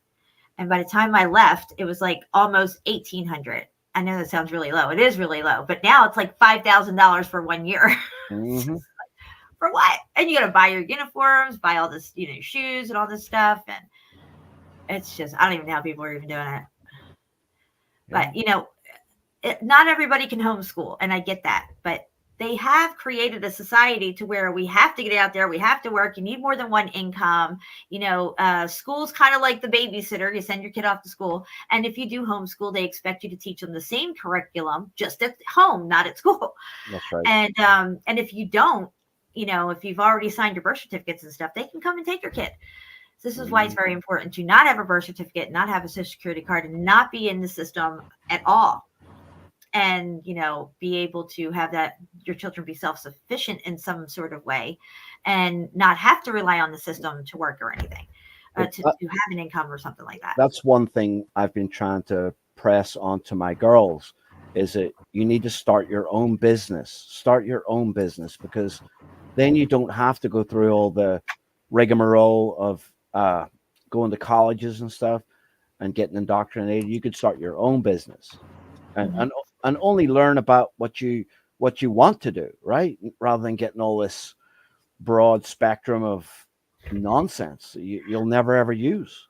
Well, children, as they're, coming up from the time they're born to like around 10, 11, 12 years old, when the hormones start kicking in, their creativity is off the charts. And they don't get to grow that and see where they would excel, because their creativity in different areas takes them to things that they would probably be really good at and do whatever, but it gets all squashed. You got to sit down, you got to be quiet, you got to sit in this school for 8 hours, in this, like, it's somewhere you don't want to be. You got to go there. It's just like work. It's somewhere you don't want to be, but you got to go there and you got to stay there for 8 hours, and if you don't, then you're going to get in trouble and all this stuff. And it pretty much breeds out the creativity and the excitement for life, if you will. We're just taught that this is, the rat race. This is what we have to do. You're born, you pay taxes and you die. But along the way, you got to go to school and do all this other stupid stuff that you don't want to do. The illustration that you did, where you've got me and Curtis, and you had Melanie, and then you put Freya. Her name didn't fit on the chair, right? I had to put Freya. I would not have been sitting in that chair. I'm just telling you, I would not have been sitting in that chair. No. I mean, at school, I was, whenever the teacher was teaching, I'd be making ninja stars like out of, the horseshoe nails, right? Okay, you know what I'm talking about, Curtis. Put them together, put tape around them, And as soon as the teacher went out the door, I would throw that ninja star in the back of the door, and everybody would be in hysterics laughing about that stuff, you know. But that's I was busy playing paper football. Yeah. I thought he was saying at first. That I thought sort of what he was I wouldn't be sitting in that chair. There's no way. No way. The kids that do really well in these indoctrination schools, you know, I always wondered about them. It's just like, why is it so easy for this girl to just get hundreds all the time? And just like, right. They're just, they're really good at, I guess, absorbing the information and regurgitating it and whatever. But it doesn't. The things that we're learning have no real value to us at all. You know. Yeah. It's ridiculous. It really And they is. start grooming you for college in like middle school. You gotta go, you gotta go, you gotta go, you gotta go, you gotta go to college, you gotta go. There's a lot of things I think that they're grooming you for as well, Curtis. Like to get involved in the medical industry. Like I'm talking about preparing you to go to hospitals and stuff. Like you remember in high school they used to do vaccines, like they do routine vaccines and stuff, and they're training you. They're almost training you to They're normalizing it. Yeah, they're normalizing it. And prison too, because like cafeterias are it's just like a prison, right? I mean, they have a cafeteria just like that. They're training you for all those different aspects of the system, right? The system that they want you to participate in. Yeah. That's what they're doing. They designed the education system. They're the ones who put it out there to structure society the way they want it to develop. Yep. And this is why they anchor all these narratives into us very young about, like, you know, the globe and space and geology. I've said this all before.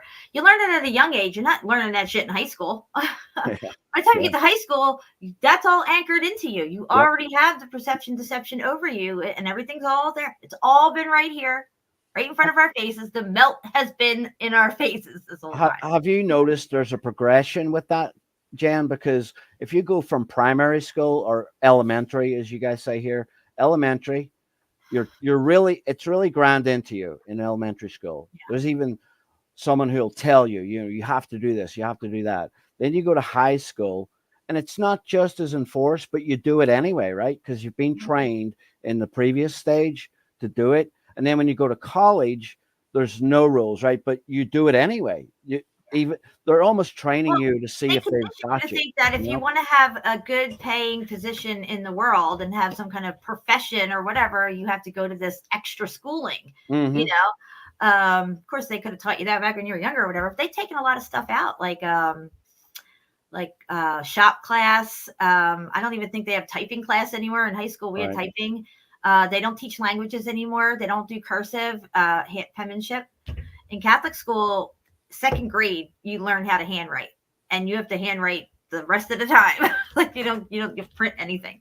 Cursive was cursive. You guys were doing, okay, we had that drilled into us, you know. Yeah, but the kids today don't know how to sign their names because all they do is print everything.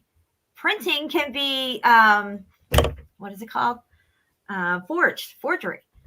You know, you could write Johnny and sign something, you know, and I could come by and sign it the same way. Your signature has it's like your fingerprint. It's unique to you. And that's why you know, anyway, they don't even teach that. I was appalled when I found out they didn't teach that anymore. I'm like, what the they definitely discourage the trades too. Yeah. They just want you to go to college. They don't want you to learn a trade. Yeah. Oh, they want you in debt is what they want. Jan, I need to take a quick break. I'm sorry. Could you? Yeah, I know, it's no problem. I'm coming right back. I just need to take a quick break.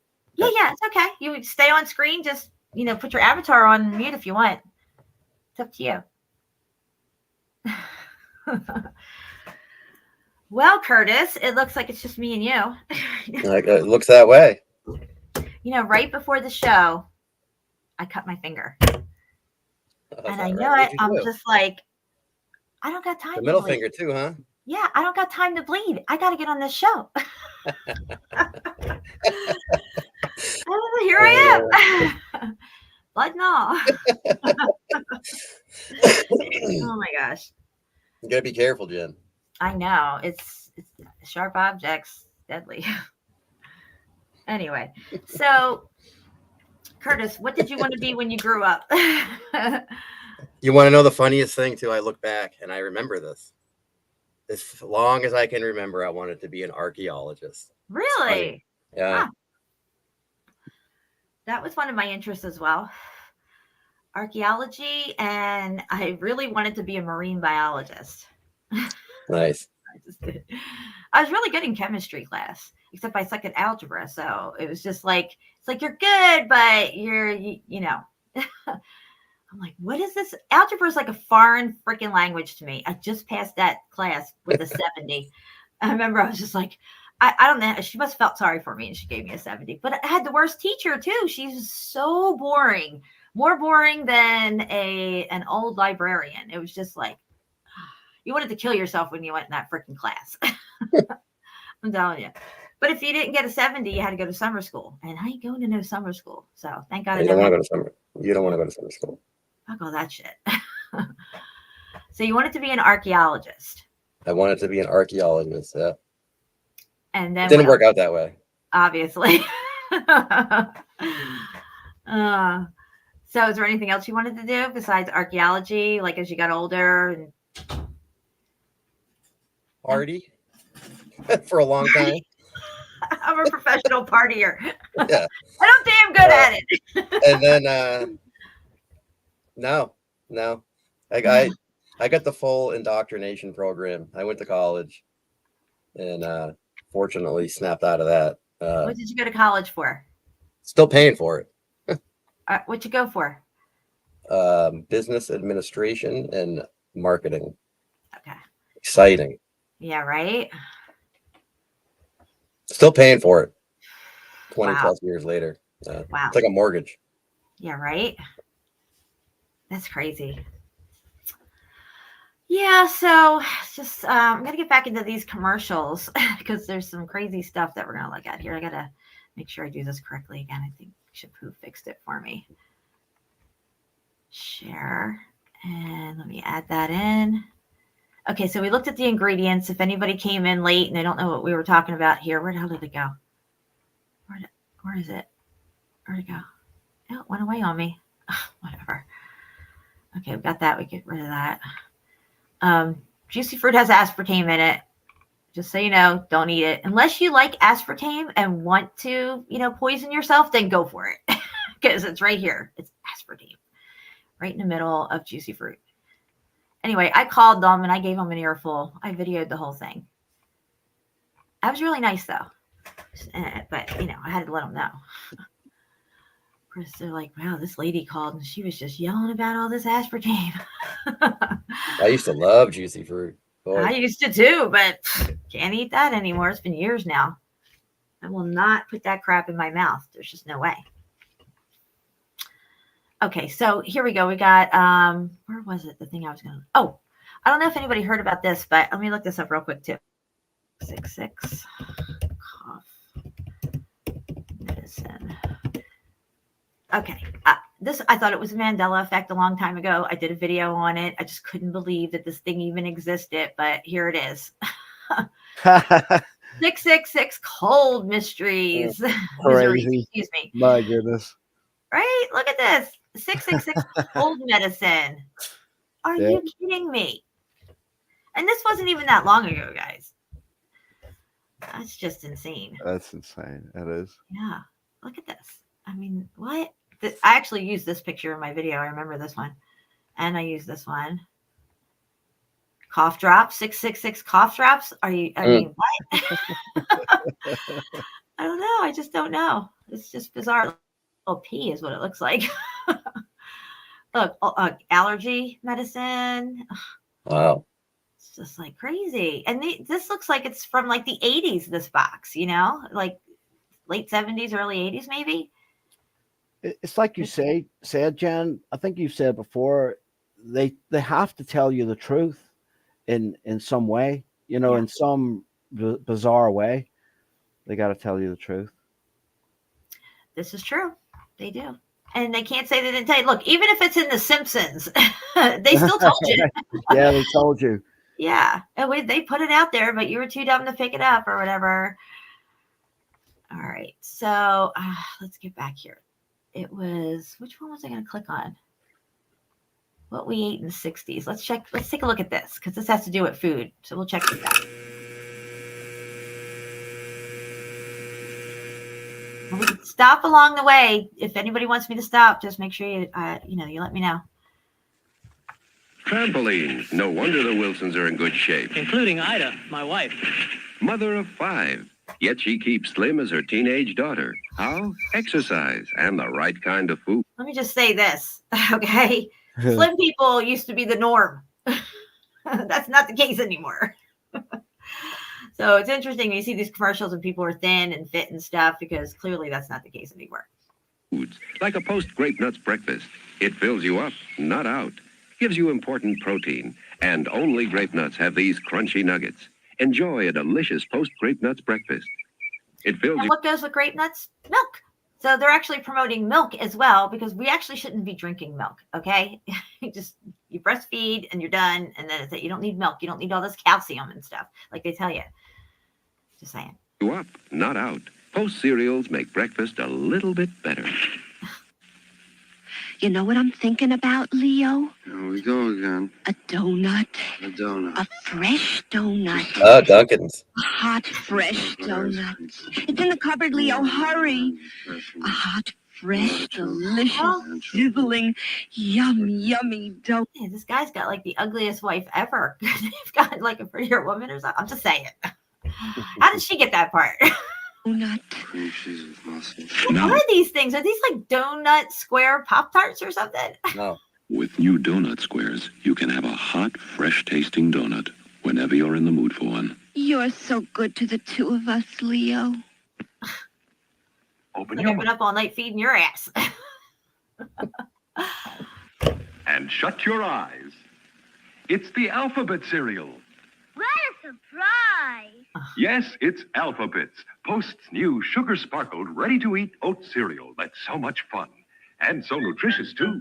What is nutritious about ABC sugar-coated cereal?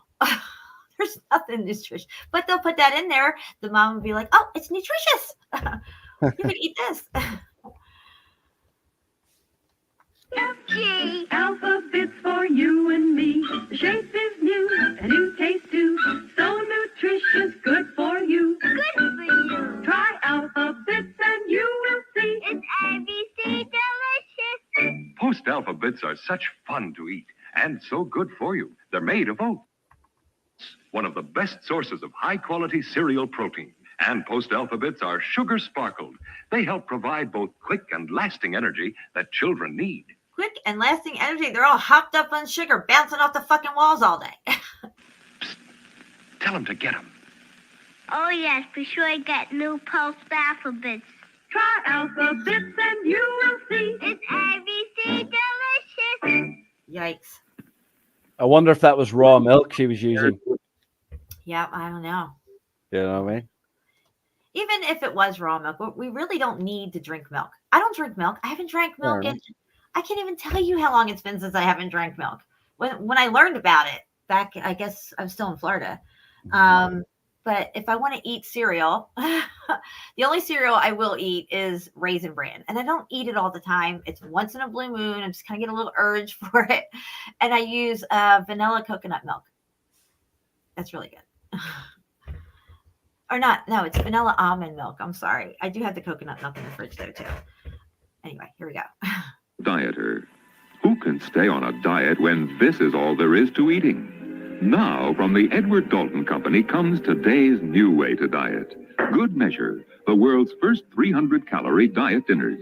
Now you can actually eat full meals, like meat, potatoes, gravy, twice a day, and still lose as much weight as you would with the well-known liquid diets. Impossible?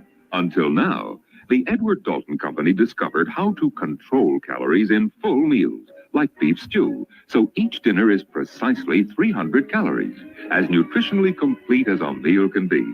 Here's a diet not too steep to stick to. Eat an average breakfast. For lunch and dinner, enjoy full meals of Good Measure beef stew, chicken with noodles, or chili con carne, and still lose as much weight as you would with the well-known liquid diets. Dieters rejoice with Good Measure diet dinners. 300 calories in a can. We love them hot.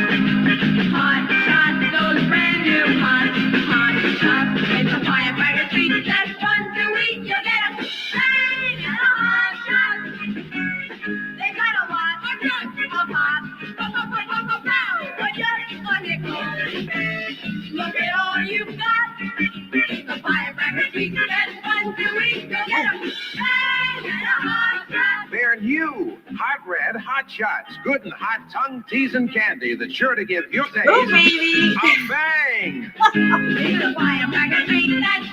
got them all jumping around like crazy because that's what happens when you eat their candy. You get bouncing off the fucking walls. Just pull the fuse, pop them in your mouth, and take off for fun. What candy? We love them hot.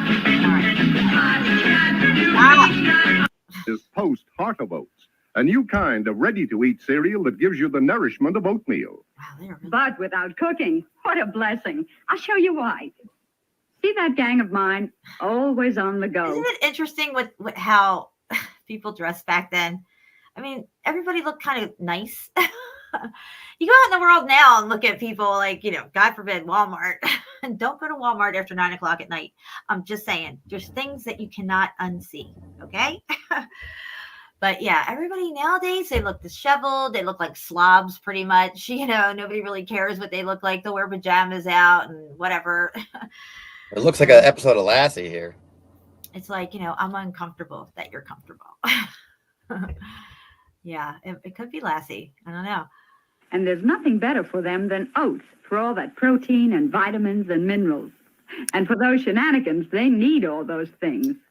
Shenanigans. Well, with Heart of Oats... just ring a bell? Yeah. Get it?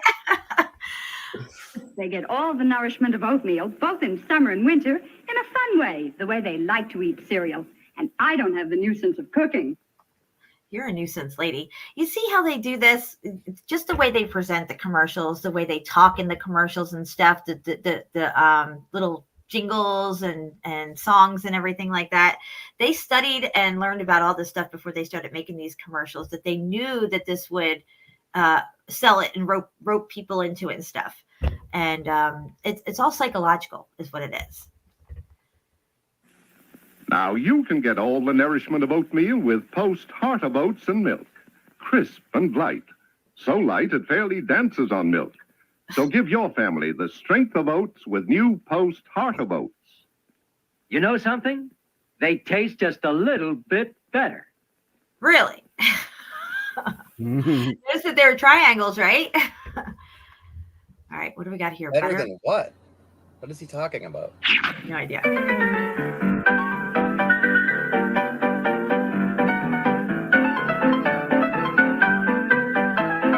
Post Toasties Corn Flakes. Fresh as a sun-ripe ear of corn. Flaked and quick toasted to come to breakfast. Crackling out loud with fresh corn flavor. That's Post Toasties.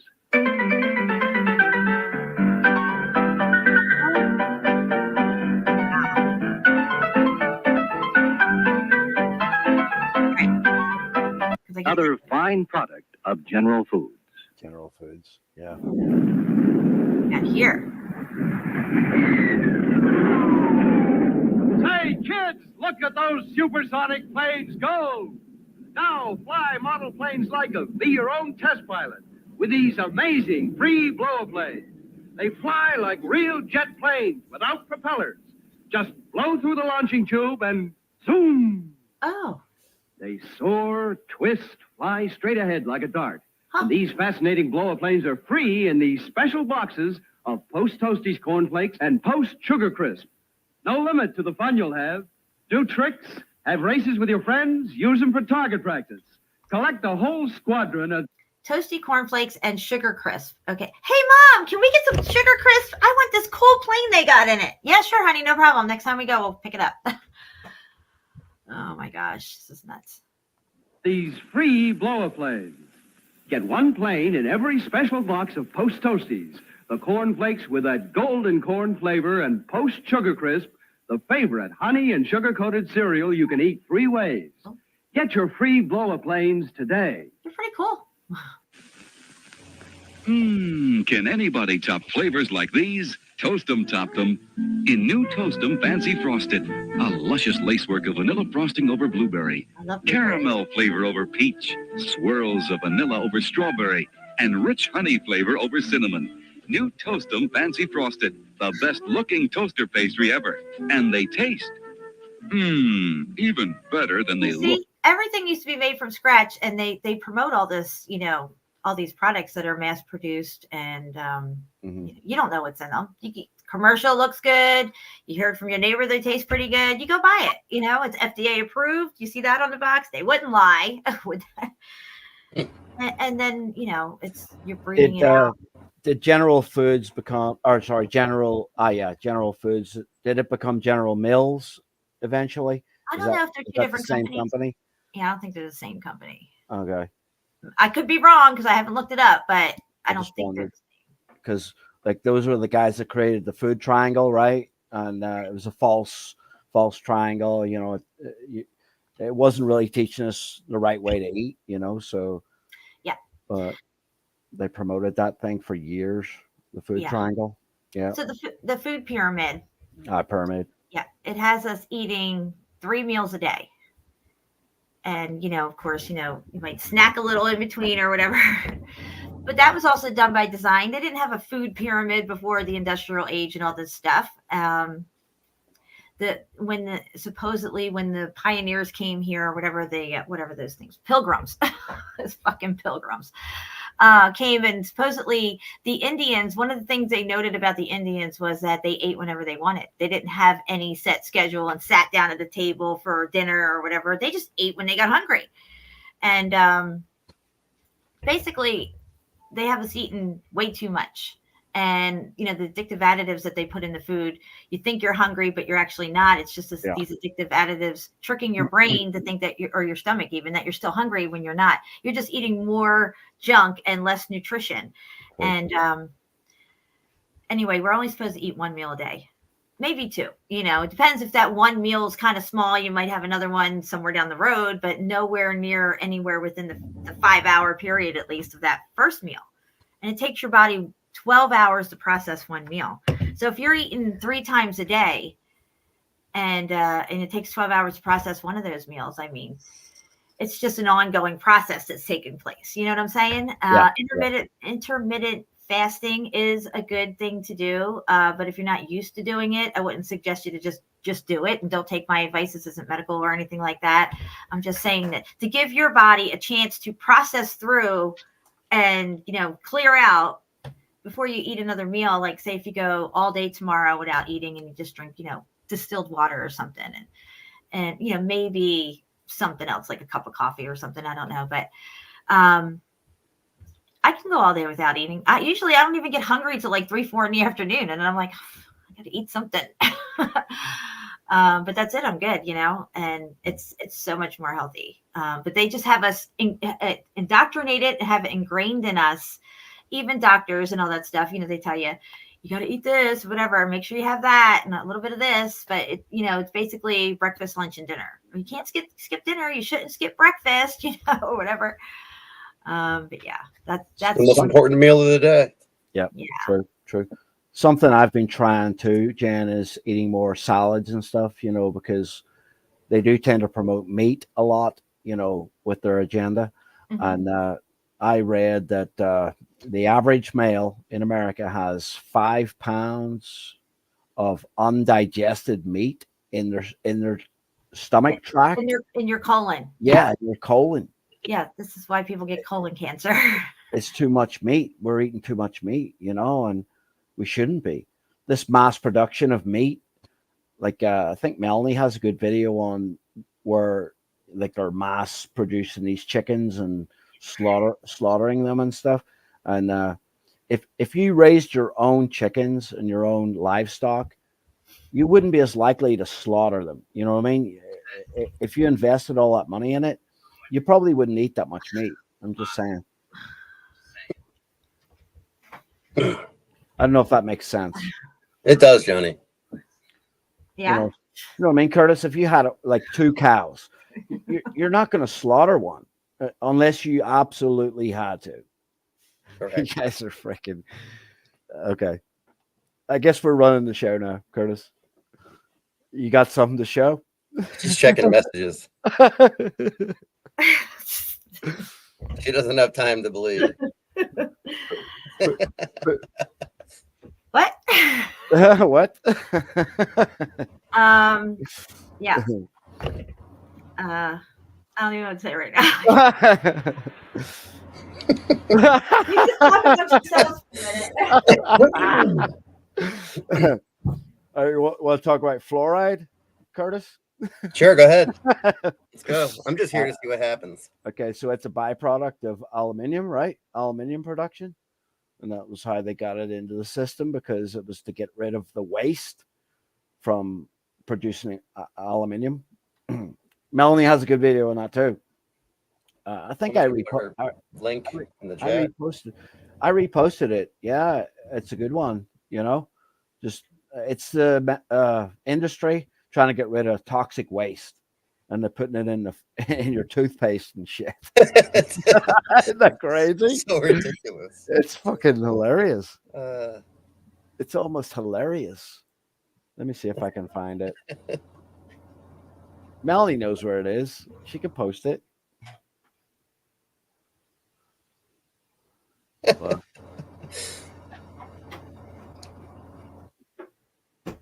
Let's see. Okay. All right, I'm back. I think I got it. What are you trying to post? What are you looking for? The Secret Covenant? No, it was about the fluoride, where it comes from, Jan. You know, the byproduct of metal production and aluminum. Yeah. Melanie had a good video on it from years ago. Hold on, we got something here. I posted it, so hopefully people can get it. Yeah. All right. It's a really, really good one. The Truth About Our Water is a really good one too. That movie. I actually premiered it on my old channel, The Truth About Water. Oh yes, yes. It's a similar video, Jan. It's similar to the one you had. Yeah. Similar.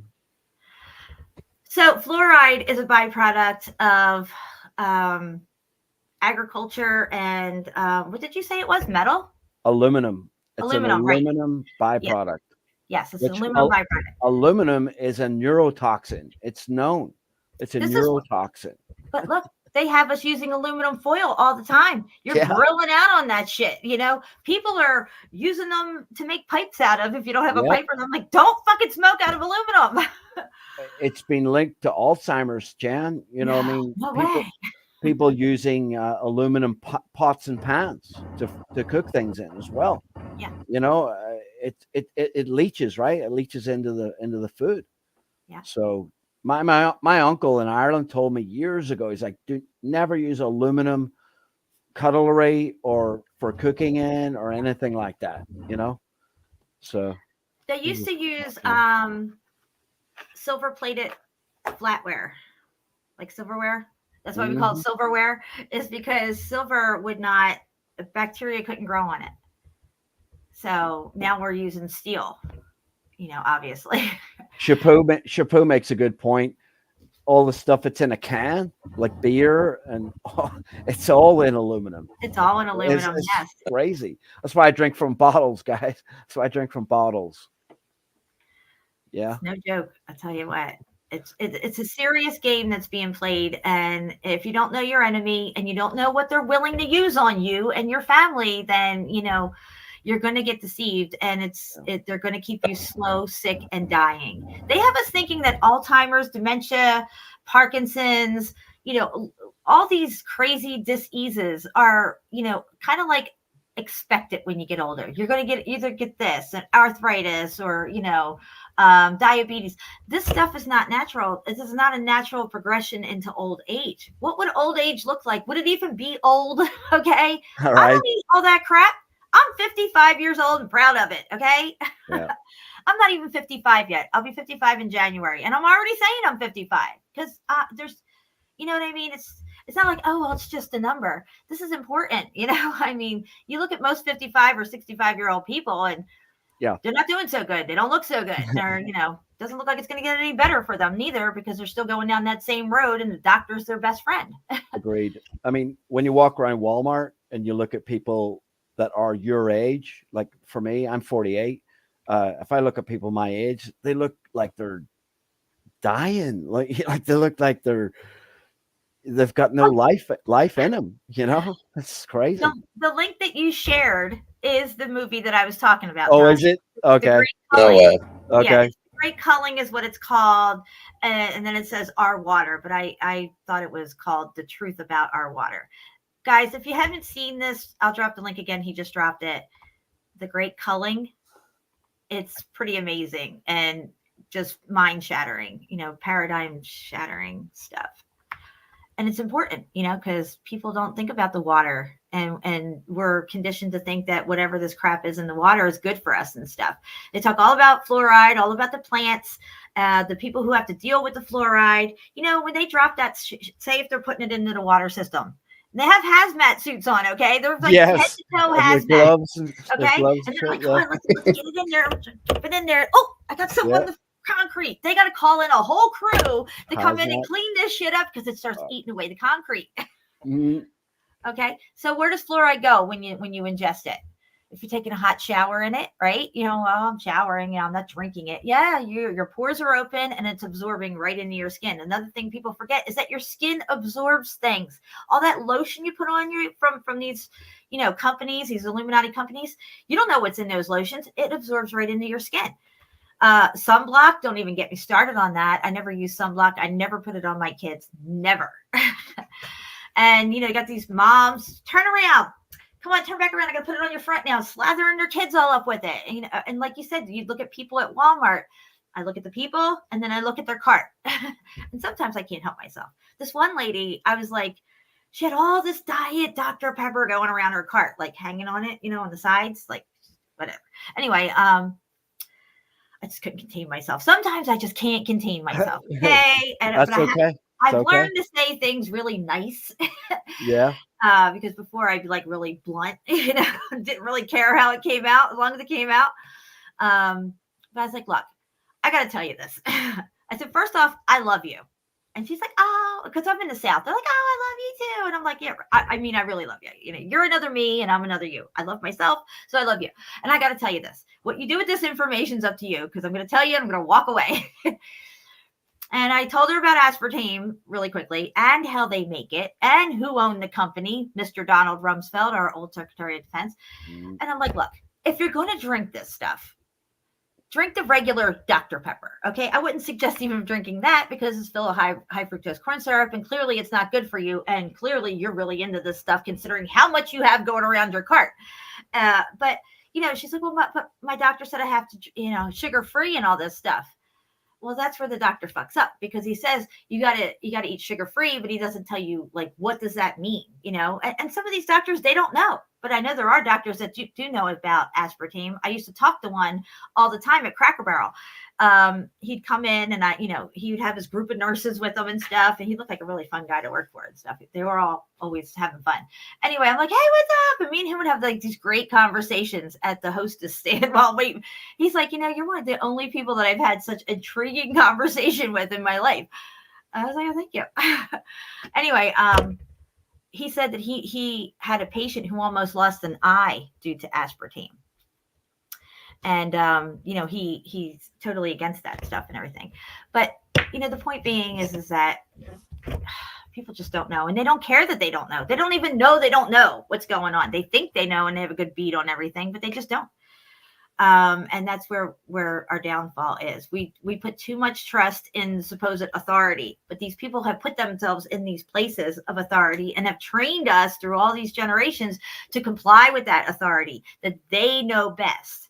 So it's actually been, there was a conscious effort to breed out our discernment, if you will, and just, pop on the TV, see the commercial, blah, blah, blah. It's fun, nice tunes and stuff. Maybe the actors in there that you like or something.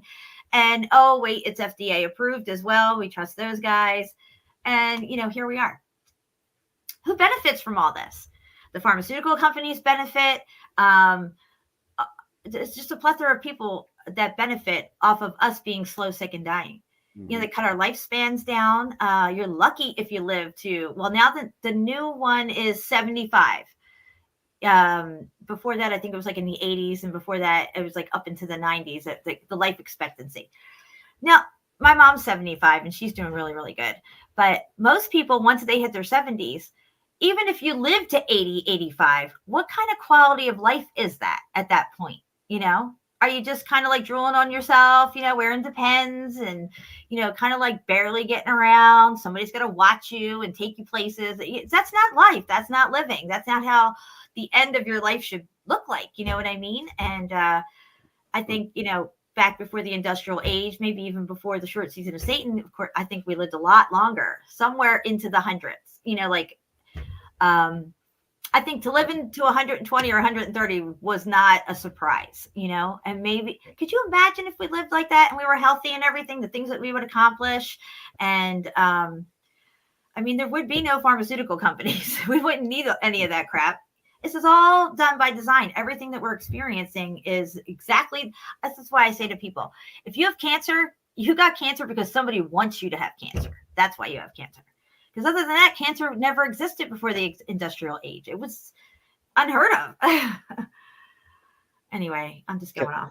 I need to do a disclaimer. Shifu says I need to do a disclaimer that we're not doctors. We're not prescribing. Yeah, we're not doctors. We don't doctor you up. We're curers. Doctors doctor you up enough so you keep coming back to them. He's afraid this stream's going to get pulled down. Yeah, I'm not giving medical advice. I'm telling you the truth. That's what I'm doing. I'm telling you. We're like Dr. Phil. We're like Dr. Phil on here. You know what I mean? That's what we're doing. Yeah. But since we're already on the subject, the jobby jobs, right? That's you're basically creating lifetime customers for the pharmaceutical industry.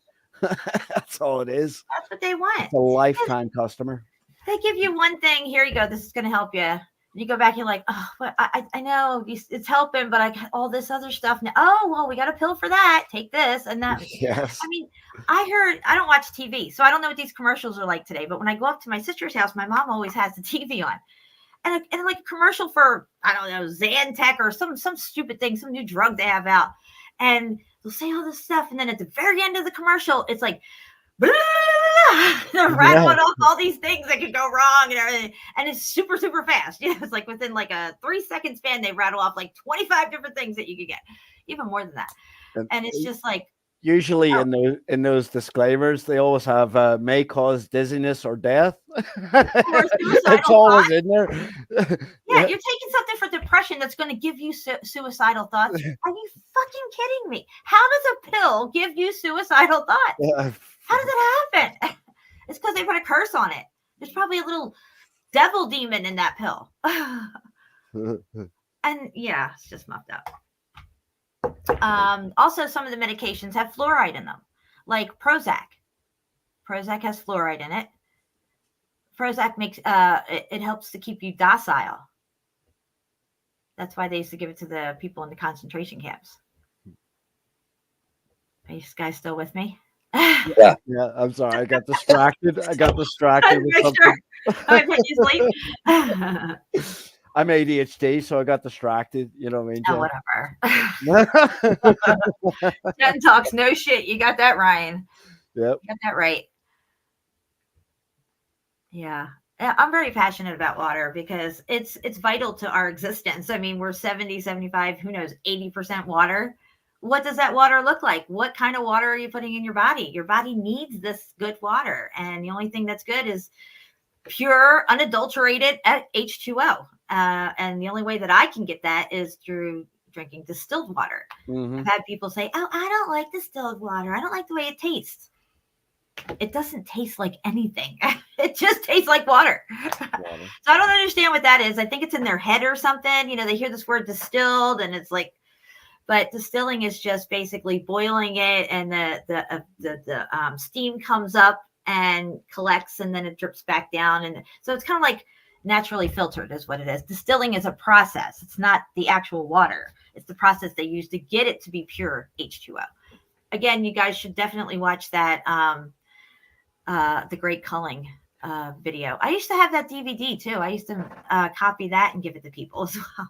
Do you have a specific machine that you use to do it, Jan, or how do you distill your water? I buy it at the store right now. You buy it, okay. And then people are like, "Well, you're using the plastic jugs." Listen, The distilled water doesn't stay long enough in my jugs to do anything, okay? Because I use it. I go through 12 jugs a week. So that's what I do. Yeah. We had always used the Berkey filter. You know, I mean, I had used that for years with the children. We've never drank city water ever, Jen. You know what I mean? Since we had them. But I wish I'd known more about the distilled water. You know, that would have been a lot better. So if I could get a distiller unit in here, I would. And you should have your distiller unit hooked up to the main pipe that comes through your house, not like, you know, I mean, I guess you can get it past the washer and put it in somewhere else or whatever. But anyway, you want your shower water to be distilled water, everything, you know, whatever, even your toilet water. But anyway, Berkey filters don't take out fluoride. Most regular filters do not. And, you know, I've heard people say, oh, it's okay, I got a Brita, I got a filter. I'm like, yeah, see, this is what you're not thinking. You're not even trying to consider the fact that this filter is not going to take it all out. You know, people just say, oh, I got a filter, we're all good. No, you're not. Reverse osmosis or distilling is the only way to get out fluoride. You want to get it out, you want to stay away from it. You want to run from it. Fluoride should not be anywhere near us at all. And it's easy to avoid, but if you live in a fluoridated area, like probably the both of you do, it's a little hard to escape. I mean, you got to take a shower, right? Yes. So, you know, if you've been showering in fluoridated water all your life, and cooking with it, you know, you get water out of the spigot or whatever, and you boil it. Well, now it's super fluoridated and it's absorbed into your food and everything. So there's a lot going on, and it's not good. I think one of the main things that are accumulated in our body is fluoride. Your body can't get rid of it. It stores it in our bones because your body just doesn't know what to do with it. And then as it accumulates, it starts to eat your bones away from the inside out. This is why they say when you get older, you have osteoporosis. You fall once and broke your hip. Now, you know, you got brittle bones. Sorry about your luck, you know. Or if you move around and everything hurts, it's because your muscle is sliding across your bones, and it should be your bones should be smooth, right? Mm-hmm. But they have these little jaggedy things that stick out now because it's brittle and getting, you know, porous, whatever. So when your muscle slides across, it's getting hinged up on those things that are like little pricks sticking out. So it hurts. You know, you hurt all over. It's no fun. And it's really sad. And there's no cure for it. You can't just, I mean, I know I have at least 30 years of fluoride in me because I lived in Philly for 30 years. I also lived in Florida for 8 years. And it wasn't until after I moved out of Florida and moved here, God saw me to get to a place where I wasn't looking for a non-fluoridated place, but here I am. I wound up in Oxford and they don't fluoridate here. And I've been. Oh, you're lucky. Yeah. 2008, I moved here. So ever since 2008, I've been, you know, completely fluoride free. Even, you know, I could cook with my spigot water or tap water, whatever you want to call it. But I choose not to because I do know they use other chemicals to clean the water and stuff, but fluoride's not in there. I always use distilled water for everything. That's just me. Now, I do know people who get the distilled water from Walmart in the plastic containers, jugs or whatever, and then they bring it home and put it in glass bottles and stuff. And, you know, that's great that, you know, but like in my situation, there's no time for any plastic breakdown or anything to contaminate the water because I use it quickly. It's not like I'm buying it and storing it and it's sitting around for a year or something. And then I'm going to, so yeah, distilled water is the bomb. And I'm so happy to say that, you know, back even when I was talking about this in the very beginning on my first channel, a lot of people, including Juan Torres, and I know he's here somewhere, they all got on distilled water. CFM and Jeannie even, and there used to be a lot of my subscribers who, because I was really passionate about that distilled water stuff. It's pretty amazing. Anyway, gosh, you guys are so quiet. When you're on your show, you're all blah, blah, blah, blah. I've been going for 15 hours. I'm tired. I'm just here to see what happens. I enjoy all the information that you have, Jen, you know. I mean, it's the reason that I've watched your shows for all these years. You know, you're very knowledgeable. And also, I like that you're also caring. You care. I can tell that you care, you know, so I would not have continued with Meltology in the other channels. I'm sorry, but it was very toxic to me, back in the day. Mm-hmm. So, I mean, I've been watching this stuff for a long time, way back when Jerry was still around. Yeah. God. Yeah, he was toxic. Yeah. The reason I started watching stuff about Meltology, I was searching for how to do the Queen's Gambit, a chess move, right? A chess move, and his channel just came up. Mm-hmm. That's Accidentally. how it happened with me. It just accidentally came up. Yep. And that was it. And then I watched the video where you commentated on it. Yeah, the When the Buildings Cry. Yeah. I was listening to it today. A long time ago. And, I had no plans on being in that thing. I was just going to help him with it. Yeah. And he's like, well, if you want to write do whatever, because I was giving him ideas and stuff. I'm the one who got him to talk normal, so you all can tolerate it. I heard Jerry, look, Jerry, you're going to have to hone your inner John Levi. That's funny. He's like, oh, and I'm like, if you want people to listen to what you're saying, you have to talk that way. You just, and then it was like 5 hours long, and I'm like, you got to cut it back. And he just wouldn't scale it back and stuff. It was not easy to work with. Anyway, and then I didn't promote it enough, I guess. So he just, bashed me down. But to continue what I was saying, like, you have brought us all along, I think, and created an environment where people can actually come in and ask questions, if they have to ask questions, and they don't get told they're stupid or whatever, and it's nice. I like that. Thank you. Yeah. I know how it feels to have people treat you that way. And I never want to make somebody feel that way. No matter how much I like you or dislike you. I'm not like, wanting to, make you feel like crap or whatever. Yeah. It sucks when it happens to you, but that's just how people are. And I never really had plans on doing any of this stuff, like being as vocal as I am with all this stuff. But my sister, I used to send her all this. She said, why don't you just go on, get a Facebook account and put it all on there and stuff, or whatever, YouTube and stuff.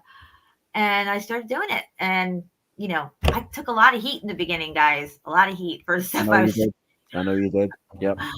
How many channels did you lose? What do you want, 7? This is my 7th channel. Yeah. 7th channel. But on Rockfin, I have 5,000 subscribers. Hey, did you get that? What I was saying the other day about, I was sitting here at my computer. Okay. I think this AI stuff is out of control right now. I was watching, it was a comment I made 10 years ago on a video, right? And there was never a reply made on that comment. Never. And I'm sitting here at work. I'm just doing my thing. I look over and there's this message and it said, I am the dream of 1,000 dreams. And it said my real name after that. And I was freaked out for a second. I was like, because there never was any comment made under that. But here you go. It just happened. It was almost like it happened just for me. And now the comment is gone. Okay. So you're saying this is on a YouTube video under a comment? It was under it was a scam baiting video that I watched 10 years ago. What? And I made a comment. And the other day, yeah, it was just on my screen here, right beside me, and now it's gone. And that's really weird. I think this AI is like messing with all this stuff now. Yeah. Like my computer's been messing up too. Like things have been happening that just don't normally happen. Yeah. And Curtis got an echo in his headphones. He doesn't have one here today. Right. Yeah, I really didn't do anything. It's just working now. Why is that? You know what I'm saying? I'm going to tell you something that I've never told anybody. And it happened, I think it was last year or the year before. It doesn't really matter. Anyway, I don't know if this happens to everybody. When I turn my computer off downstairs, at the very end, before it shuts off, there's this line of code that comes flying up the screen. And I didn't have my glasses on, but I'm sitting there, I'm turning the computer off, and I'm just looking, and I wasn't looking like waiting to read something, and I knew it was gonna, it goes pretty quick, but it said, "What are you doing, Jennifer? Why are you worshiping him? Why are you worshiping him? He is not the Messiah." Oh my goodness. And I'm like, "Wait, what?" And it went away, and I'm like, "What the fuck?" And I know it said Jennifer, and I know it said like, "Why are you worshiping him? Like he's not the Messiah." And I was like, and this is right when I just started talking about Jesus, like, a few years back when I really started, talking about it more on camera and everything. And I'm like, did I just see that? I mean, I still remember it. It was shocking to me. And it was just like, I've never seen it again, because every time I turn that computer off, I sit there and I watch. Because I'm like, I don't know what it means, guys. I haven't even told anybody that.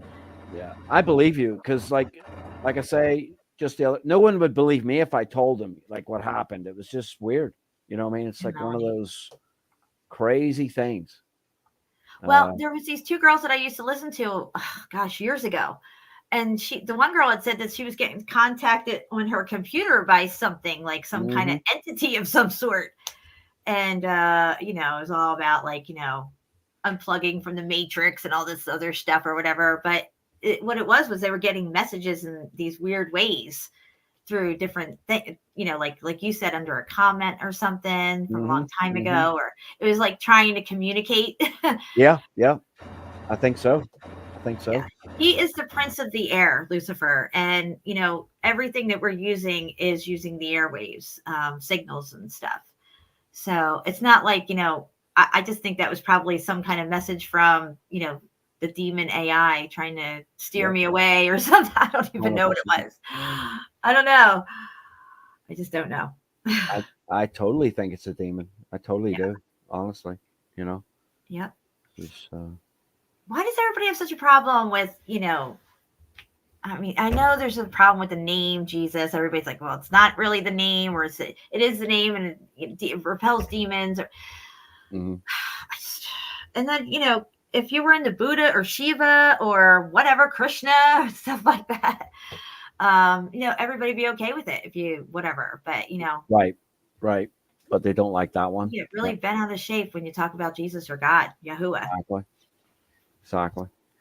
It's okay. It was crazy. What was that, yesterday, when you guys were talking about like, how your phone listens and then it gives you advertisements, but you guys were talking about thinking of something. Yes. Still getting the advertisement. Yes. That's crazy. Yeah. Yep. Try it out sometime. It'll happen. Okay. So I was doing a scam bait. I do scam baiting calls sometimes. And I use like phony names. And Mike Hawk is one of my names, Mike Hawk, right? And I wrote it down. On a sheet of paper, right?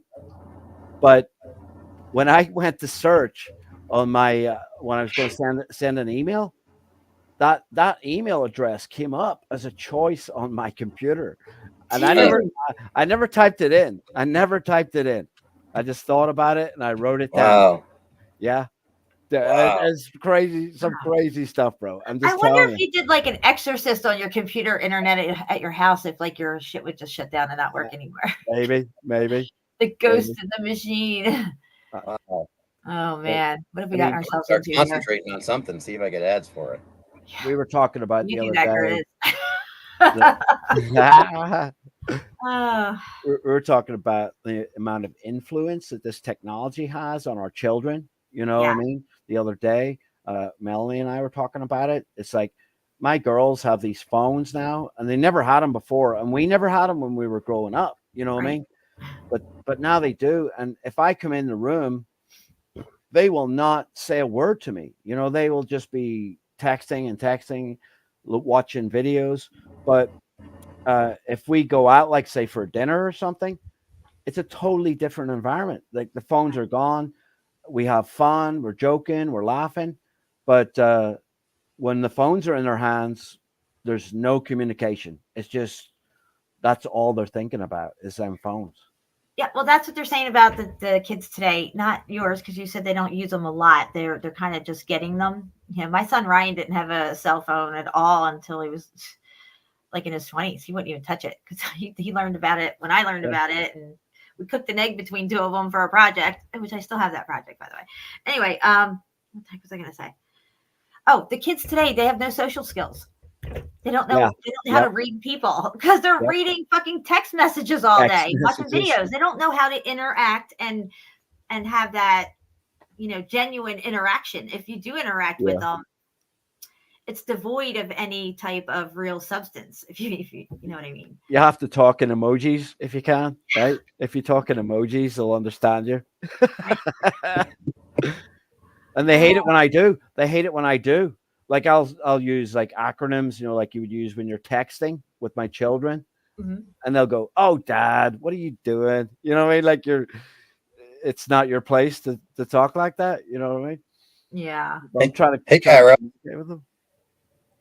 Oh, Yeah, Kairos, Kairos is in the chat. Welcome, Kairos. Sweet. I don't see him around much anymore. I saw him on Mark's channel the other day, live streaming. Him and Yeah. Mark. That They did was a good. Great stream, bro. I love Kairos' stuff. Yeah, he's very thorough. He knows what he's talking about, and he's got confidence in the way he presents it. And I really like his passion about it because that's what we need. We need people who are used to working with these type of environments and building and everything, understand logistics, and and that really helps other people maybe better ingest this knowledge. You know, I'm not polished like that. I have no professional field that I could say like, you know, oh, I'm a professional mason and this isn't how you build a brick wall or whatever. But you know, you guys do. I know, Curtis, you have some construction history and stuff. Yeah, and, a lot. Yeah. So, you know, and Kairos, it helps. How can I explain this? To find a language for this research is not the easiest thing. You know, I might joke around and be like, that's some janky rock and stuff, but I mean, that's not really the best terminology to use, but that's just what I use for me. But, you know, we do have to come up with a technical language to explain a lot of this stuff in a manner that's not just, you know, just joking around about. Not that I'm joking, I'm serious. It is a janky rock, but that's just how I describe it. But you guys are really pioneering this thing, I think, with, you know, the knowledge that you have coming from those fields and trying to explain what you're seeing here and everything.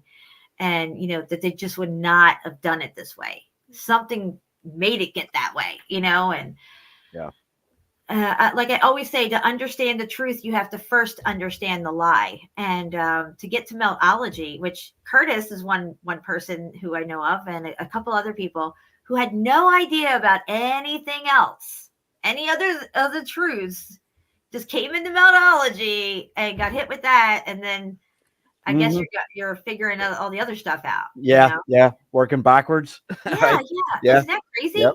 Yeah, I really did. I worked backwards. Huh? Yeah, but it's not really, Curtis, though, because I mean, once you see that part, you're going to obviously see the flat Earth and all the other stuff before that, anyway.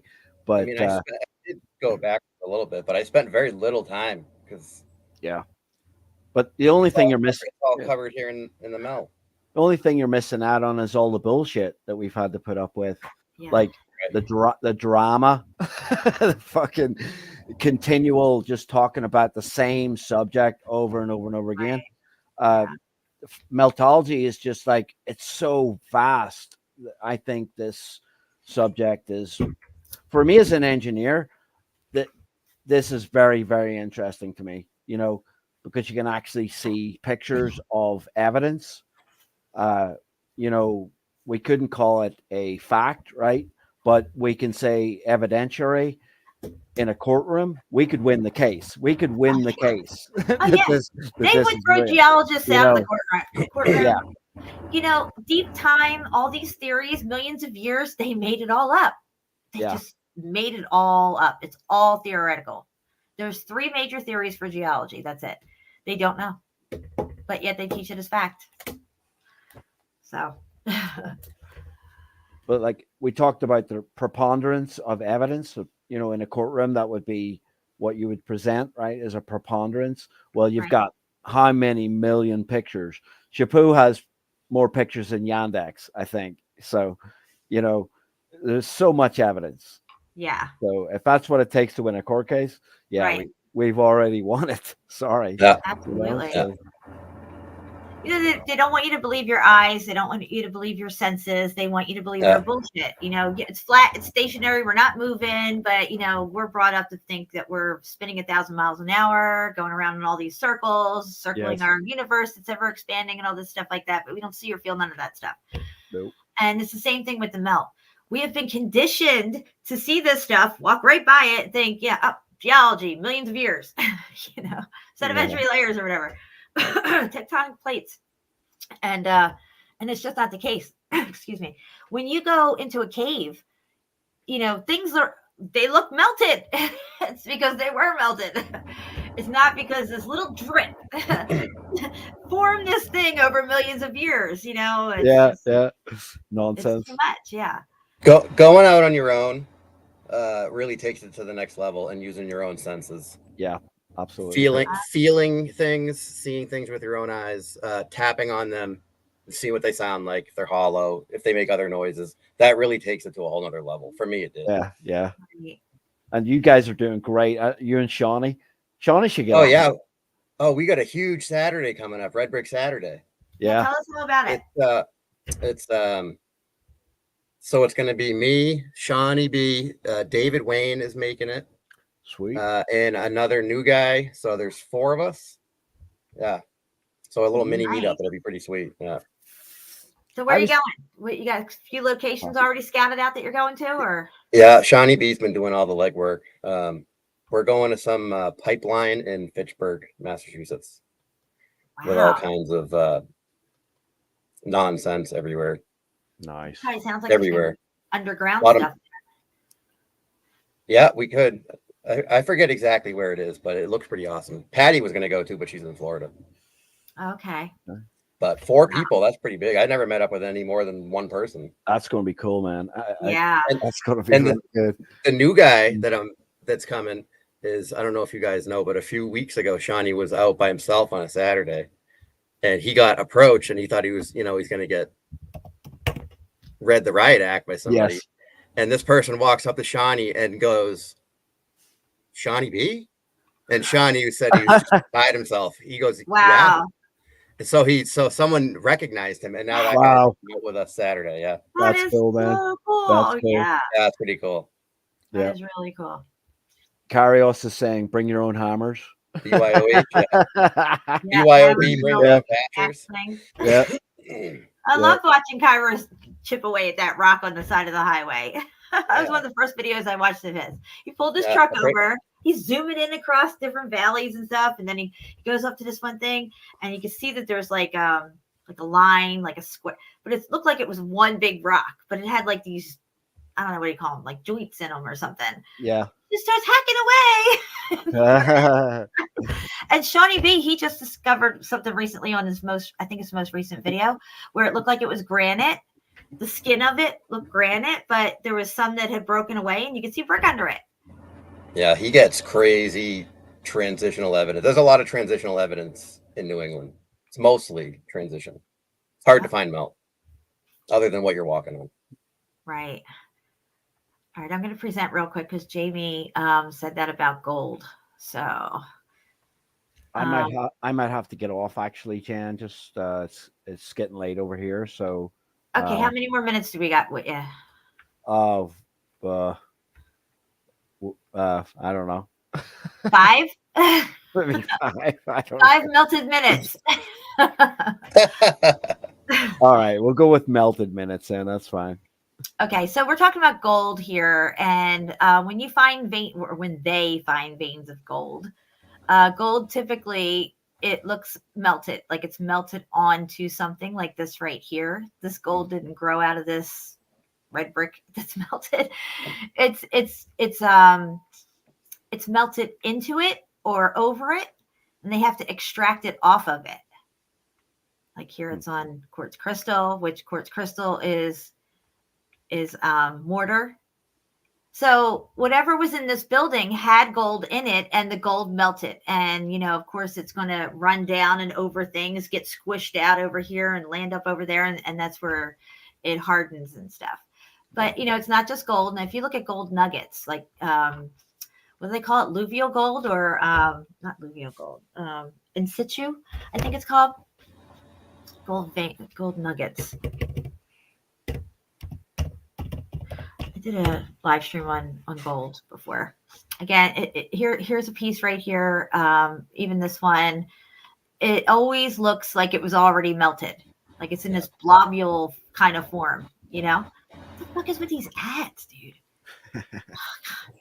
Yeah. So as you can see, it just already looks like it's been melted, and I believe that is from the X Factor event. I agree. And like I had said before, Seville Cathedral has 44 tons of gold in it. If that thing had melted down during the X Factor, there would be a huge vein of gold there. Yeah. Yeah. So even if you find copper, if you find silver, all this stuff, it always looks melted. Well, to me, Jan, see Moab, some of the landscape there was green. It was very, very green, right? So that would be copper, right? Copper oxidation. Yeah. And that's what I think that is just like melted copper all over their surface, you know? So absolutely. I agree 100%. Yep. I agree. All right. So let me come back over here. And gold is very interesting. Very interesting how they, they give us the narrative of the 49ers, 1849. Everybody went mad, dash out west to mine gold and stuff. Yeah. It's all bullshit. Mine. Yeah, they effed up on that part of the narrative out there. Yeah. It's clever. Very clever. You know, the way they use our minds, twist our minds. It's very clever how they do it. Yeah. Like even the word mine, like what does that even mean? You dig down in the ground, you find something, it's mine. Yep. Mine in the building or wait, what did I say it backwards? Mining the building. That's right. Building a mine or mining the building? Are we building a mine or mining a building? They shut this one down. I got a strike for that one because I was showing a couple of jack wagons in a slate mine and the guy had a blue backpack. I never remember the video, and I still have it up on Odyssey, one of my Odyssey channels. But yeah, I couldn't. I got in trouble for that one. I mean, if you're in a slate mine, okay, I don't even think mines exist in the capacity that they tell us, the old ones. Yeah. But if you're in a mine, okay, these slate mines are completely built out. Yes. Who's doing all this stuff? Right. And what are you mining? It's too much. It's too much built out. I mean, you got hallways, corridors, you got 15-foot thick slurry, what do they call them? Gob walls or some shit like that. Stairs going all over the place, arches. It's like, what is this? by candlelight, nonetheless. Yeah. I mean, you got to make it make sense. And none of that makes sense. But we never really thought of it before. We never spent any time really thinking about this stuff. Like the word planet. They've always told us that we're on a planet. We are on a planet, but you say planet, not planet. A planet. You fly in a plane. Are you flying in a globe or a ball? No, you're flying in a plane because the plane flies over the plane. It's always been right there in front of our faces. Anyway, I'm in gold country, Kyra says this weekend. Nice. Australia is chock full of gold and quartz. I think Australia was something else at one time. Probably just one giant building with gold all over it or something. I don't know. I'm going to have to bounce, Jan. I'm sorry. All right. All right. But all right. Well, thank you. Great to be later, on. Johnny. Yeah. We'll see you guys and have a good time on Saturday. Yeah. Oh, yeah, we will. Yeah, that's I'll going to be great. Put up 20 videos. Yeah. Really do. Love you all. And you, everyone in the chat too. Love you too. Everyone. I love you, Johnny. I'm praying for you. Oh, thank you. Yeah. Tell your girls I said hi. All right. All right. Well, that was fun. Just me and you now, Curtis. All right. What are we doing? What do you want to do? You tell me. I don't know. It's your show. What are we doing? What do you want to look at? Is there anything you want to look at? I'll look it up and we'll look at it. Let's throw something out. We'll see if it sticks. A location or a topic? Whatever. It don't matter to me. You know how you check when your spaghetti's done? You have to throw it up on the thing, see if it sticks. Okay. You know about that? Yeah. Yeah, okay. Let's I don't know. Someone mentioned Venice the other day. Want to look at Venice? And, We can go to Venice. Yeah. Let's look at Venice. I haven't seen a lot from Venice. Venice I mean, Tartar. But not that much. Let me see here. Well, it's just full of old world buildings. Oh, that's weird looking. What are they trying to tell us here? All right, let me go into screen share. Let's see here. Clickety click. Wish there was two of me. I could be on the drops as I'm doing this, but all right. Oh, I got to add it in. Jeez. Here we go. Check this out. What are they telling us with this? Oh. These giant hands reaching out of the water. That was weird. I used to work for a doctor in Philly. His name was Dr. Abello. And he would always go to Venice. Like, he would just, like, 3, 4, 5 times a year. So clearly, you know, we can't not work for 3, 4, or 5 weeks out of the year. We would just go, be like, I'm going to Venice. I'm just going to pay you for the whole week. It's like, wow. There you go. Anyway, I don't know. Venice is very curious. Very I definitely, curious. I feel like there's the narrative on how they created Venice and what they need to do, drive these pylons down and then build these buildings. Just none of it makes sense. No. It's probably leftover floodwater, maybe. In my opinion, definitely all old world buildings. You can see the brick here. They use brick everywhere on this in everything. It's definitely brick below the water too. Yeah. Look at these little narrow streets and stuff. Could you imagine, like say if you fell off the balcony, flop right into the water? I guess that'd be better than hitting the ground and dying, but do they have water bugs here? Is that a problem? I'm wondering, like, you know, I mean, God forbid you don't have a boat. What are you going to do? I guess you get on a gondola. These are the questions I have. Yeah. The more I go along, the more I just see component everywhere. I don't see buildings for use, converted to use, but right. I just see component everywhere. Almost everywhere. I agree. Converted. Most of the stuff is not meant to be lived in. You know, the churches, the cathedrals, the Capitol buildings, the state buildings, libraries, you name it. You know, we don't live in these buildings. We just put all our energy into them. Mm-hmm. And the stuff that they built in the old world compared to what we're building now it's just ridiculous. It had to have way more importance than just worship. You know what I mean? It's just for them. If people came together in such a manner to build this colossal cathedral or something, and you know, it had to have another functionality besides just going in and having prayers and whatever. Correct. Yeah, it doesn't make sense. And really, the odds of getting that many people to work, that many skilled people on that level, stop it.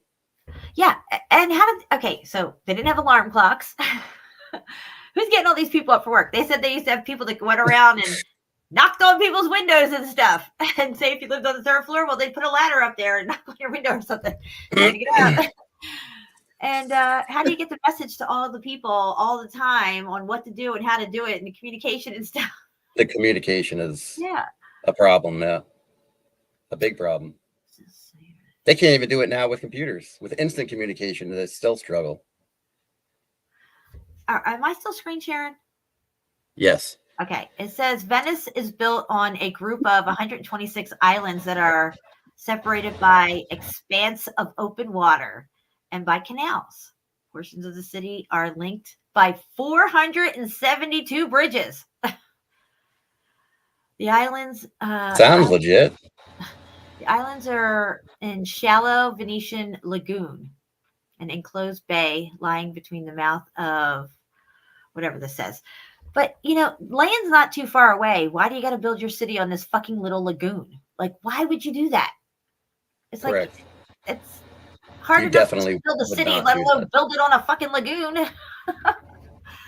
I don't know. And gosh, what if sea levels are rising and global warming's a thing, Venice shouldn't even be here.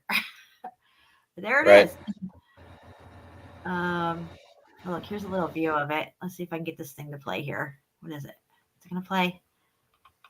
Here it is. Hold on. Let me make it big. What the F, bro? I can't take all these fucking things. Hold on.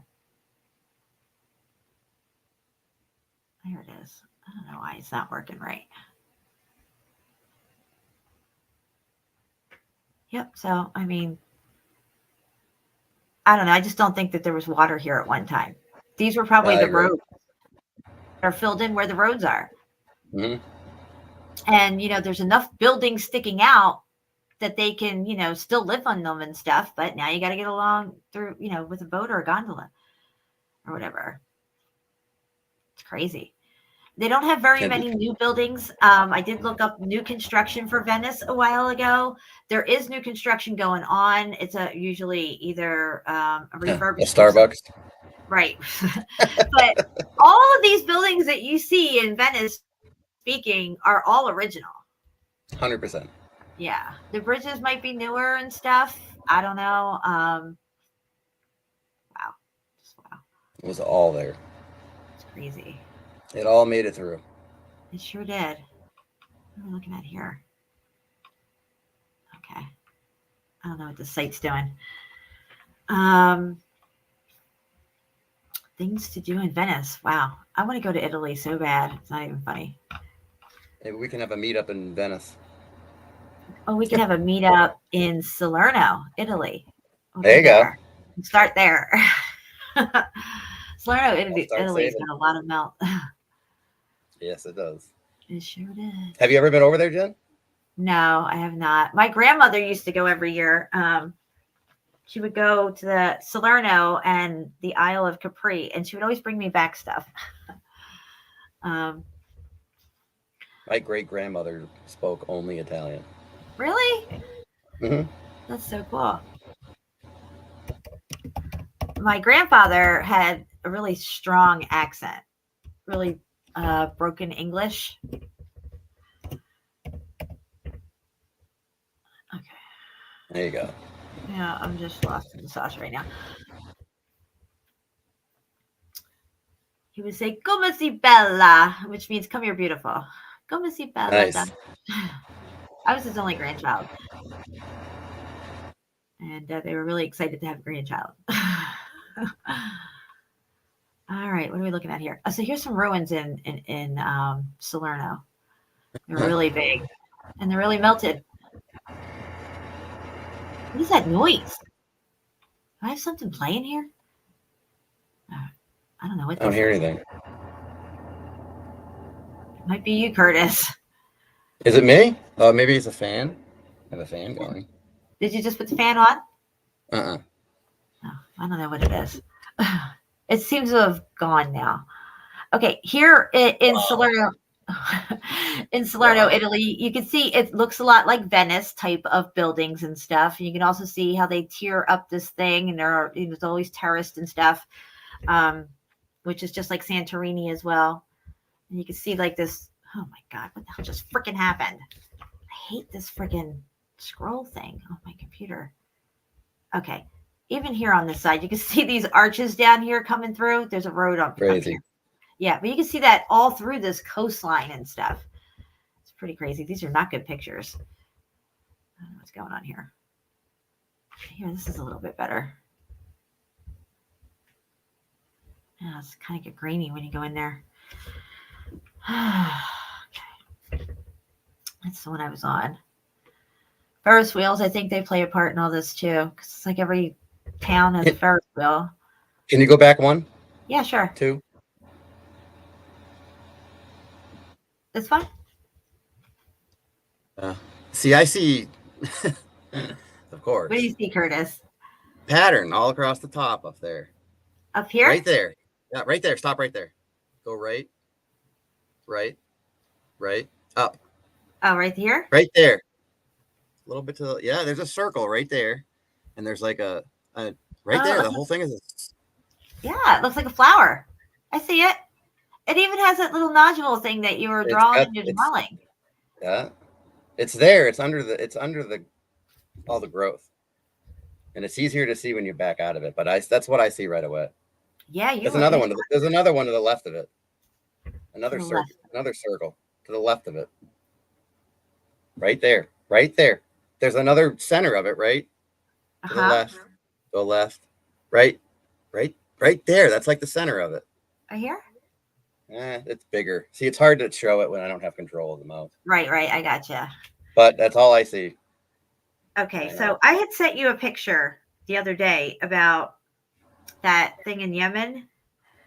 It looks like a tree stump, but the way I see it from above looks exactly like the drawing that you. Okay, right. Show everybody that because I thought it was pretty compelling. Because I'm looking at this, I'm watching your video, and you're holding it up, and you're all like intense and stuff. And I'm like, gosh, this guy's like so super passionate about this. It's awesome. So I'm like, what the hell does this thing fucking remind me of? And I'm like, oh, okay, I know. And I sent it to you, and you're like, yeah, pretty much. Yeah, it is. Okay, so let me forward this to myself. It's the same. It's the same pattern, but in macro or medium macro. Medium macro. I haven't heard that medium one yet. Macro. different levels of macro. Right. All right. So let's see here.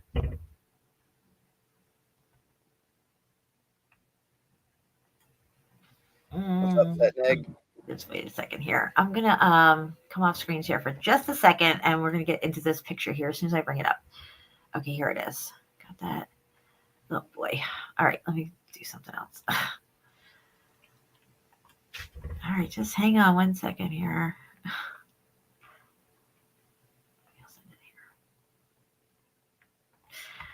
Okay.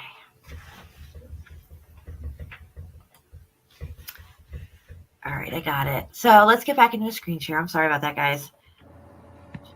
Entire screen. Where did it go? Oh, there it is. Okay, so this is what I compared this is his drawing on the right from the video that he did. But this was your first video, right, Curtis? You said your first video? I mean, I think it's technically my second one, but the first one was like a 30-second video. This was it's really my first video. Yeah. I got you. And it's not even it's a screen recording. That's how I made it. I didn't have a computer or anything. That's how you do it. You can take a folder on your phone and you can talk over it. Mm-hmm. And you can zoom in and out, and you can do all kinds of stuff right there on the screen recording on your phone. If you really wanted to. Does your phone come with a screen recorder on it, or do you get an app? No, it's on there. Okay. Right. I don't have it on mine. I have to get I get like AZ screen recorder or whatever. And, I use it a lot now that I know how to use it. Well, I think your videos turn out pretty good. Whatever you're using, it looks nice and clear, and I like it. It's just the phone. I got to get out and use Shapu's camera, but I haven't. Yeah, I might bring it Saturday. You haven't used it yet? Not yet. I haven't gone on a Red Brick Saturday in a couple of weeks. I've been real busy. Well, yeah, this is supposed to be a volcano of some sort here in Yemen. Some people like to say it looks like a tree trunk, but it's all built out. When you get up to this rim right here, you can see that there's even a really like a sharp walkway going around here and stuff like. But yeah, that's what it reminded me of. And I mean, is this the end result of the macro? You know what I mean? The last giant node. I don't even know. It's not a nipple, it's a node. And is it the front hole or the back hole? I really don't know. It could be both. It could be whatever you want it to be. It's definitely X-factored that picture. That big hole? See, I differentiate. I mean, I know a lot of people do too, but I really differentiate melt from something that's X-factored and something that's melted is two different things to me. X-factored is more transition and pattern. That came up, right? You saw all that. Okay. No, you were not sharing. I was going to tell you that. You tell me. Oh my God. All right, let's go back. X-factored is transition, in my opinion. Yeah. Look, you're fired. What kind of co-host doesn't tell them their I'm not. phone? I don't know what I'm doing. It's okay. I forgive you. All right, look. Can you guys see this? Am I sharing? You're scared. It's up now. It's up now. It's up now. Are you sure? Don't make me Yes. taser you, Curtis. Oh yeah. Okay, I'll look. tease you. This is the front hole, and this is the back hole. Or it's a node that exploded. Yeah, it is. It is a node. It's Or definitely it's part something. of the. It's X factor. It's part of the X factor pattern, in my opinion. I agree. Something did this. And yeah, so some people, like I said, think that this is a tree trunk. I think it's like a melted down tower. If you go by what Curtis is saying, it could be the end result of these nodes, like the final stage of it, you know? And yeah, that's the very, very end. And either the event ended.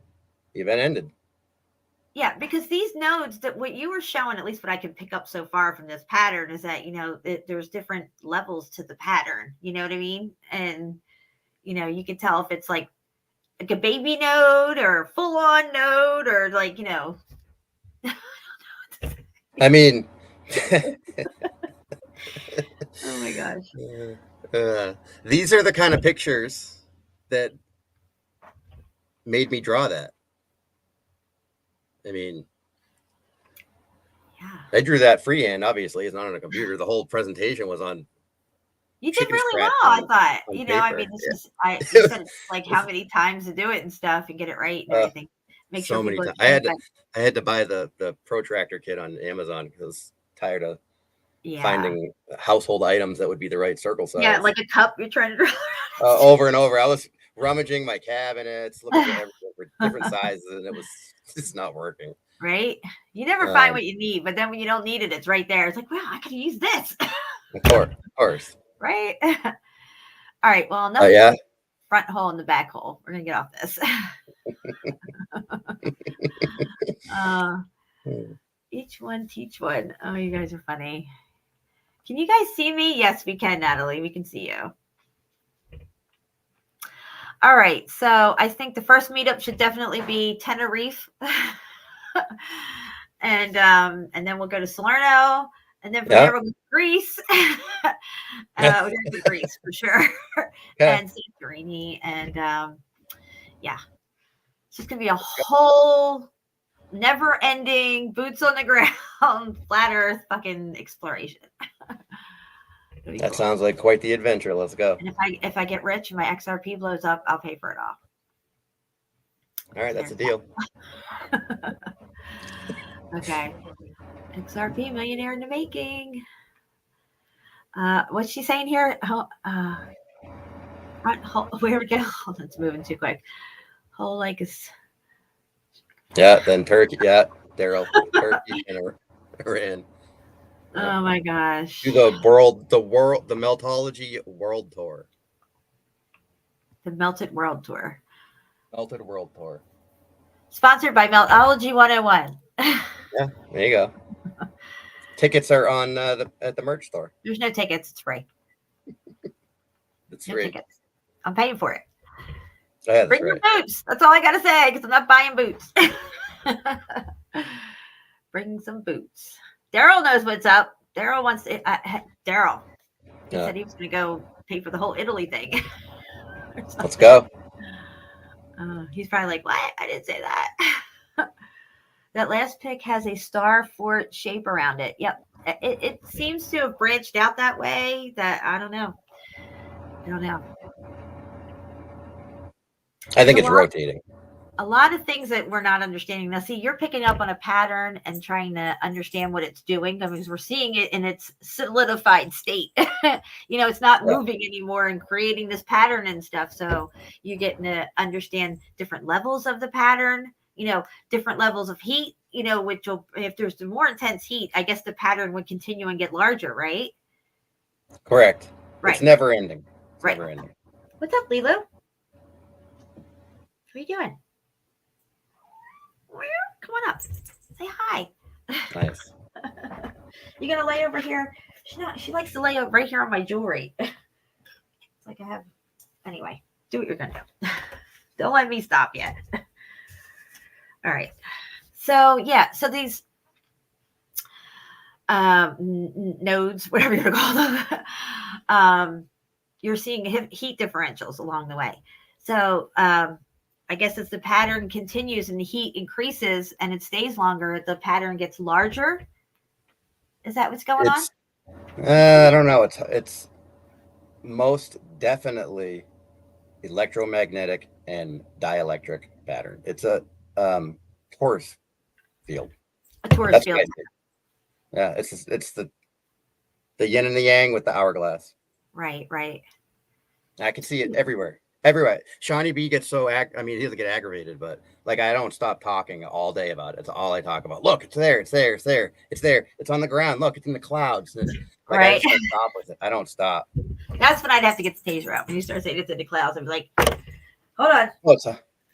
Calm down there, buddy. Oh yeah? Yeah? Yeah, you calm down. Oh. Here's my thing. You didn't hear it? Yours sucks. It's what? I said, yours sucks. I got the old school one. This is the one the cops used to carry. Oh, I got some crappy internet one. My cat just took off. She's like, what the fuck? Anyway. Yeah, you got like a silent taser. A what? Is that like a silent taser? No, it's pretty fucking loud. I don't know why you can't hear it. I'm sure my neighbors aren't too happy. Probably because you have your headphones on. That's what it is. Duh. Oh yeah, that's what it is. It's that damn pattern. It got in your head. You're confused. It is. I don't know what's going on. I'm seeing a pattern here. Just to be clear, and we're not going to get into it, but just to be clear. Okay. The pattern is in the clouds. 110%. Okay. Sure it is. I have a whole folder on it. Why don't you bring it up? There's no doubt. I'd like to see this folder. It's not a folder that's ready for presentation yet. Whatever. Bring up one picture. Just I'll look up clouds right now. Is it NASA clouds? Is it regular clouds? Is it chemtrail clouds? What are we talking about here? I don't know if I have clouds. I'll just put I don't in know clouds. if I have the cloud folder on my bring computer. up clouds right now, and you're going to show me this pattern in the clouds. And how does it get in the clouds? No, I will need control. Okay, hold on. Oh look. What? Okay, I got a few. I didn't know if I had this folder on my computer or not. Okay, so you're going to screen share. Okay, let me get out of this. Okay, I'm starting to see it in the walls. I have not seen it in the clouds. I'm not making fun of you. I just want to see what you're talking about. Oh, it's there. And I will absolutely show it to you eventually. I just need time to. Just one picture is all I need. I got to present. I fly in the clouds. Oh, what did I just do? Oh, and I have something to say about this flying, through the clouds. If anybody's been on an airplane and you flew through clouds, okay, or just say the clouds right outside the window, kind of, maybe like 10 feet away from the plane, and you're supposed to be flying at 500 miles an hour. These clouds. Okay, like when you're on the highway, the trees are going by you pretty fast. But the clouds, listen to me. The trees off in the distance aren't moving as fast as the trees that are right next to you in the car, right? Correct. So when we're flying in the plane, why is it that the clouds are just kind of like just going by like this? And they tell us we're flying at 500 miles an hour. It doesn't make any fucking sense. No, it doesn't make any fucking sense. You're right. No, it doesn't. I don't think we're going that fast. You don't think we're going 500? Probably like, I don't even know. I just don't know. I mean, to me, it seems like the way you got to see the clouds and how they're moving past, because it's almost like, what are you doing? Like 80? Oh, here. We're not going that fast. Yeah, I've never heard that, but it makes a lot of sense. CFM brought it up before about the trees and something about, how fast they're going past you. But, off in the distance, if you're looking at the tree line as well, that's not moving as fast as the trees here. And we were talking about speeds and stuff. And I know planes came up, but that's what I look at every time. I'm like, why is it? Yeah, that's a really good point. I fly a lot. I've flown a lot, hundreds of times. That's yes, a good you- point. All right, you're up, Curtis. All right, this is I'm just shooting from the hip here. I mean, this folder is just sitting in here. I mean, I haven't probably looked at this folder in 6 months. Just go for it. All right.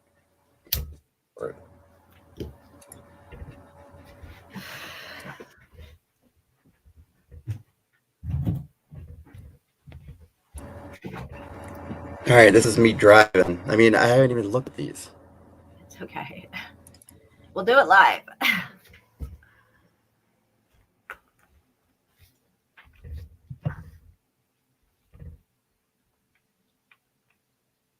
See, I don't remember what I'm seeing in them. Okay. What about that big puffy one over there? Yeah, that one. This one? Yeah, is there anything in that?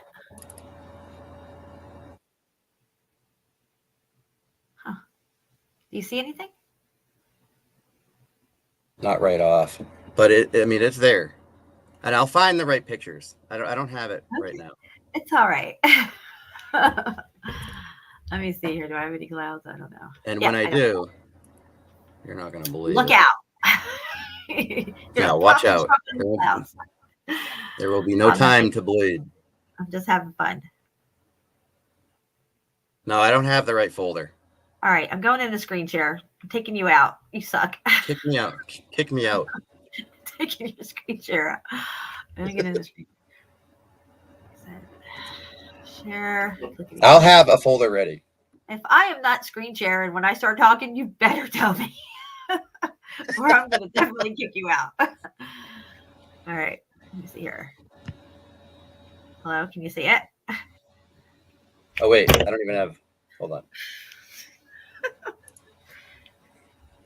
I'm new. You are a little green, yes. All right. What was your question? Go ahead. I can see the screen. I said, do you see what I have on screen?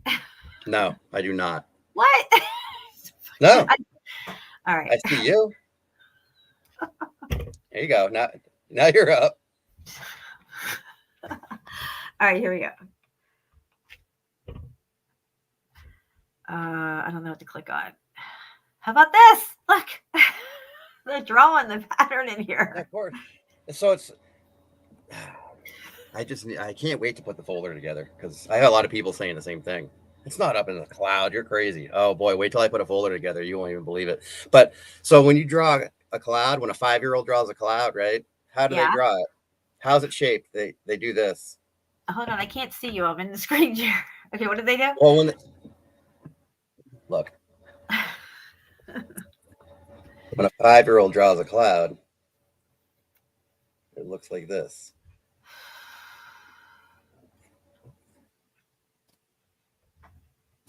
Right? Can you see it? Yep. Right? That's a 5-year-old cloud. Yeah, I'd agree with that. I do a flat bottom though. That's just me. Oh, I do a flat bottom? Yeah. All right, we'll do a flat bottom. There we go. It's your cloud. Gosh, one light's really bright. Oh my God, I'm sorry.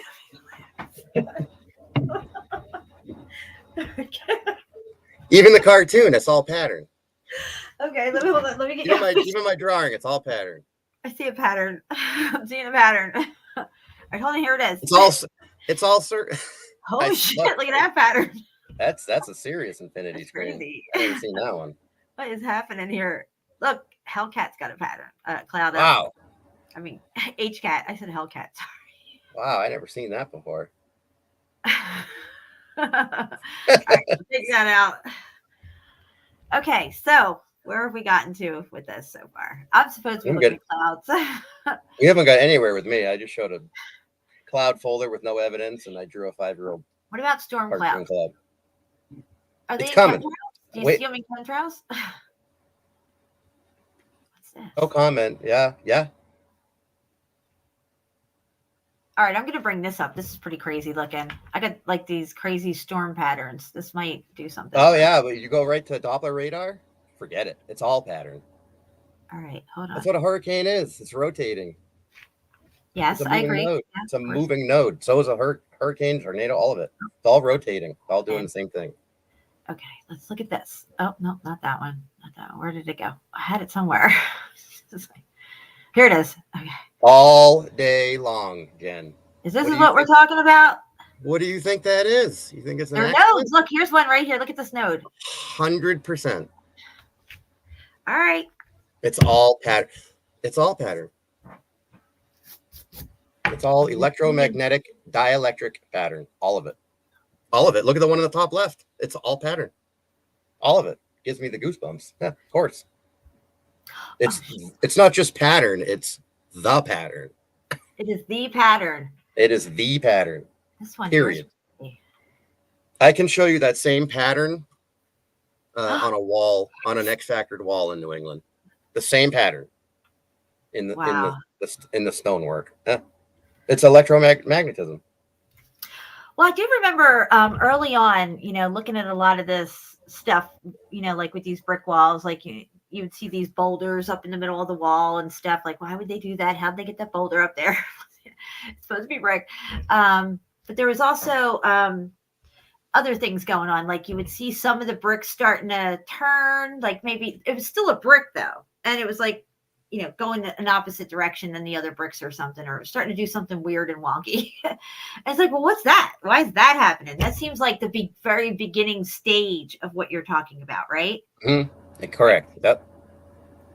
I think that's how the X Factor moved through the grid, is with this pattern. And it's also part of the transformation, I believe, because the transition. The transition, the turning into something else, like you said, it would go in brick and spit out granite or something. 100%. Yeah. 100%. Because what I see is the two yin and yang, two separate yin and yangs, and the hourglass, and I see the yin and yangs rotating, and I see call the two yin and yangs brick, but the hourglass is the granite. It's pulling the brick in to the hourglass, and it's churning out in the hourglass formation the new material, like an engine. Right. Well, this is key, I think, this level of research and this pattern that you're seeing and connecting it to the transformation part of it, and the transition. Well, probably what you're going to have to do is you're going to have to get a folder together showing each level of this transformation as it happens. I know. And like, to get people to understand, what this is and how it develops to become this other thing, even like the wall going block and stuff. It's coming. It's just too much boots on the ground. I mean, this is the boots on the ground time of year right now. When the leaves start falling, we're going to be busy with Red Brick Saturdays. But when the snow falls and it's harder to do boots, that's when I'm going to start working on the folders. Right. I was just looking at this cloud outline here. That's probably some of the best places to find the pattern is in Doppler radar or Google Earth and ultra macro. Look 100%. Look at this. 100%. Right here where the 583 is. When I take my thing away, look. Yeah, it's a yin and a yang. Yeah, They're that's both what you yin and just yang. showed on that brick wall or whatever we were just looking at. No, 100%. Sparto, Italy. So on the left is your one yang, on the right is the other yin and yang, and then going through it diagonally is your hourglass. Yeah. I see it. So right through and here. Each one of those circles, like I said, is a yin and yang, but each one of the circles themselves is also can break down. The one on the bottom, look, you can break it down into its own yin and yang. Yes. It's there.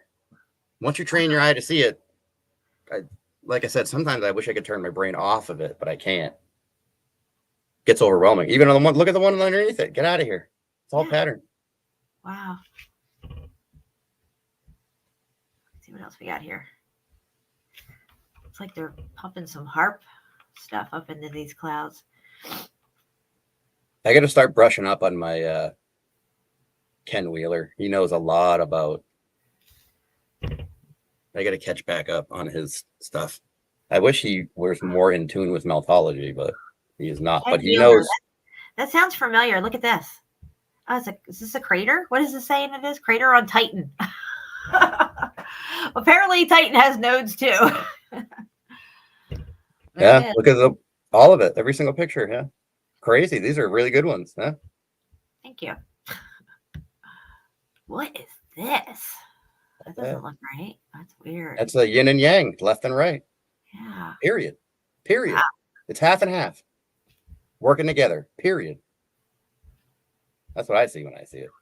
Wow. All right, hold on. Let me zoom out a little. This fucking thing is so touchy. What else we got here? Oh, look at this one. Wow, these are good ones. Oh, all of it. Look at the one above that one in color. This one? Or on the right. No, Right? all the way in the right. Oh, the right here. Yeah. This one. I got you. Look at that. Look at that Over. specimen right there. Wow. That's all pattern. I've never seen these before. Mm-hmm. Really easy to see in the Doppler radar. Or in weather. It's really easy to see in the weather. So easier places to see it. So, but when you can't see it, it's all still the same thing. It's just harder to see it. It's all there. All of it. It's pretty crazy. Like I said, we all have a piece to this puzzle, you know, and the only way we're going to figure it out is if we all work together. Not by picking on each other and saying, oh, this and you know, they don't know what you're talking about over there and all this stuff. Curtis sees something and it definitely fits in. It's a crucial piece to the puzzle.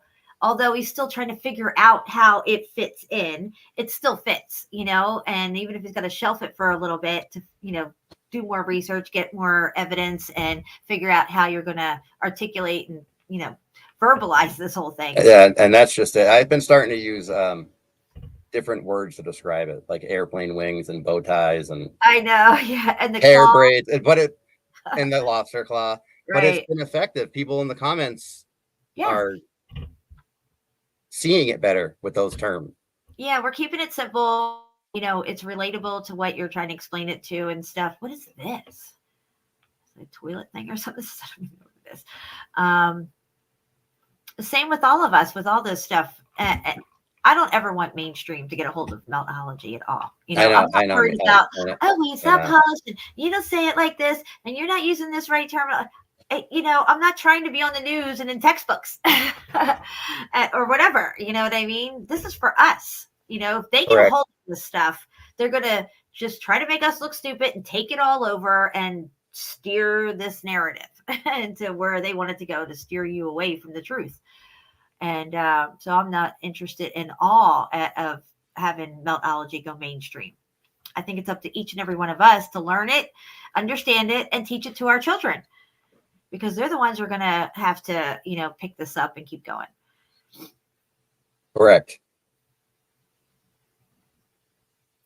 All right. Well, this was interesting. I'm going to get off the clouds now. Oh, look at this one. What is this? Your cloud folder is better than my cloud folder. What is this thing? Why is my toilet gurgling? What is this? I guess it's a drain. I don't know. Wow. It's in here. Oh, boy. All right. Give me another example of where you see this besides clouds and brick walls. Guys, spit it out.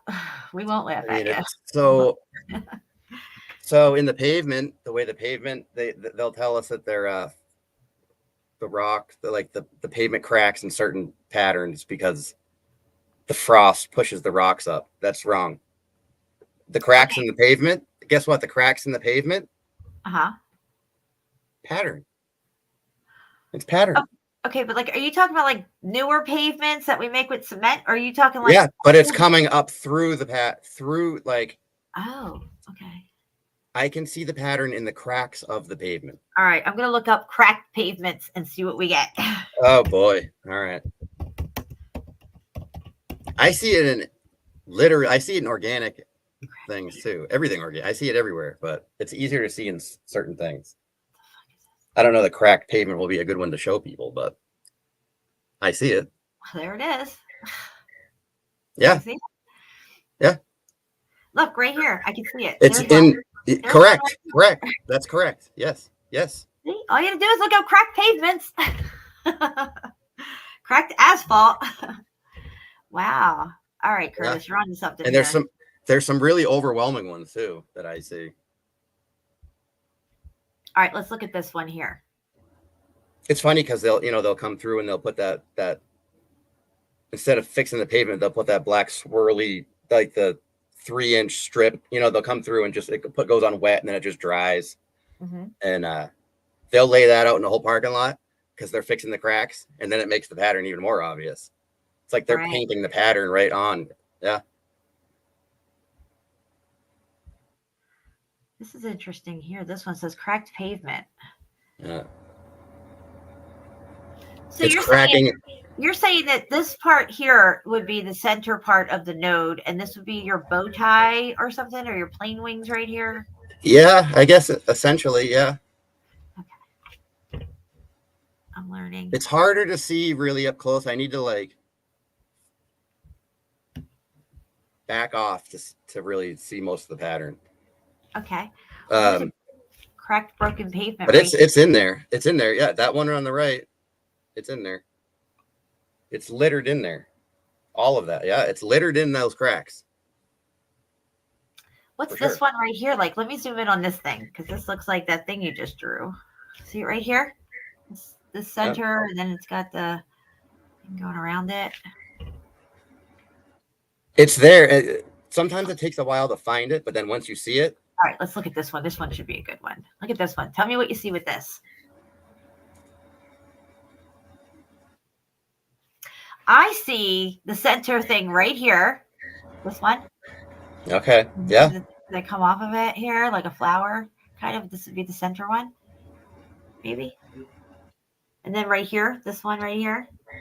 Oh, shit, right here. I'm circling it. Or maybe this right here, this round one. Yeah. Your plain wings. It's hard to tell sometimes because it's the same pattern, but like over and over and over and over and over and over and over. That one up there. Look at that big yin yang right there. Yep. That picture. Yep. Right up at the top left. Up. Okay, hold on. Top left. Yep. I'm going. Up right here? Right there. Okay. See those two big circular holes in the pavement? Uh-huh. No, go right. Right there. Right there. That's yin and yang right there. They're up and down. They're top and bottom. I got you. Right? Huh. Mm. Now, you were saying something on your video about the mountains and then the valleys. Yeah. That one I'm sure of. That one I'm sure of. Yep. Explain this pulling down of the building as it's going to its speed event. How do you? So, because you said there's a boulder, usually a big boulder somewhere in the middle of a valley and stuff, just there, and that would be the end result of the node being. So imagine a building 5,000 feet tall, obviously, and 10 miles long, which were everywhere. Uh-huh. Sorry, I'm looking at nodes. Right? And when the event happened, it didn't necessarily melt, but I think certain areas, and I can make a folder of this too because I see it everywhere, kind of pulled down. Like this is the top of the building, and I think some areas pulled down this way, and ultimately leaving the shape of mountains. But you know the mushroom shape that they always say, oh, they're tightened, they're petrified mushrooms, because that's a common signature. And almost every single time you see those, they're in the dead center of a big circle. Yeah. Because that's like the leftover of a huge. I don't know how to describe it. A huge building. They got muffed up. It's like ground zero to that whole area. And that's why those mushroom shapes are there. That's what's left over from. So if you look the at X-factor Utah, process. say if you go to Utah and look at Goblin, I think it's called Goblin Canyon or something like that. I'm pretty sure it's in Utah. They have a lot of these type of mushroom looking type things. So you're saying that these probably formed through that event. 100%, yes. I'm gonna end up doing a whole folder of those mushroom shaped. But see, when you see those, you can't look at them up close. You have to pull way back into ultra macro, like as far as you can go, and that's where you'll see it. Okay. All right, here we go. Goblin Canyon, Utah. Images. All right, here we go. Look. See? Look at that. Yeah, 100%. That's the signature. Yes. Right. Okay, I gotcha. Now you take that location and you put it on Google Map and you zoom way out, and what do you see around it? That's what I'm interested in. What is around that, and what is it similar in other signatures like that? Are they in similar settings? And they are.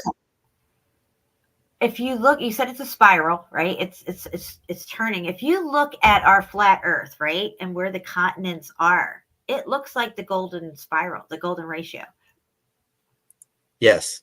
Yes. I think the whole entire realm, and it's possibly beyond it, is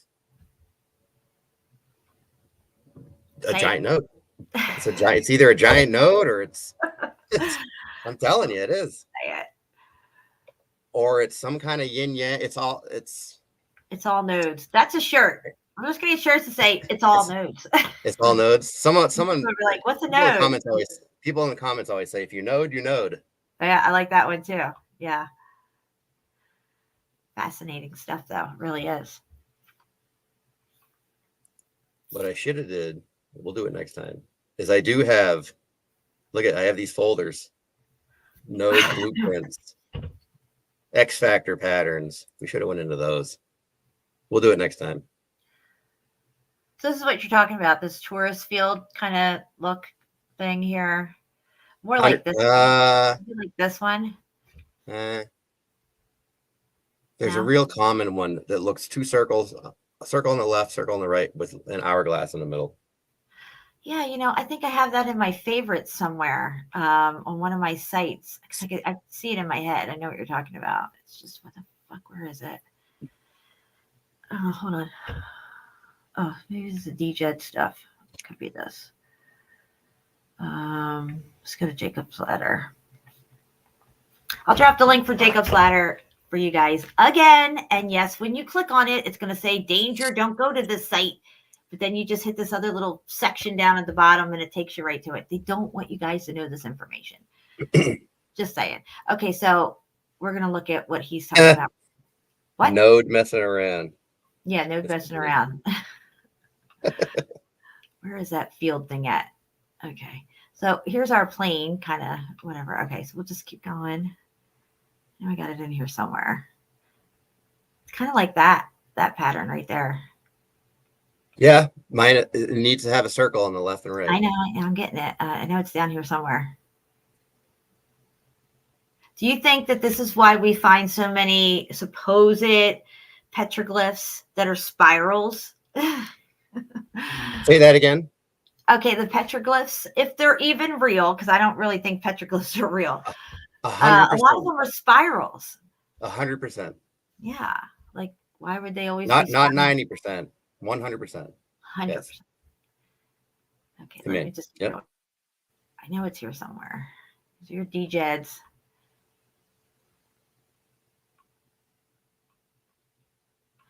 It's probably all the way at the bottom with my luck, but I remember it. Okay, here's some patterns. This kind of looks like what you're talking about on the rocks and stuff, or the bricks. Yeah. But it's all cymatic. These are all cymatic patterns and stuff. Frequency. It's just, this event is really beyond our scope of understanding. We're really scratching the surface on this whole thing. HCAT says we should look up Vesica Pisces. Vesica Pisces, yeah. Vesica Pisces. I know what he's talking about.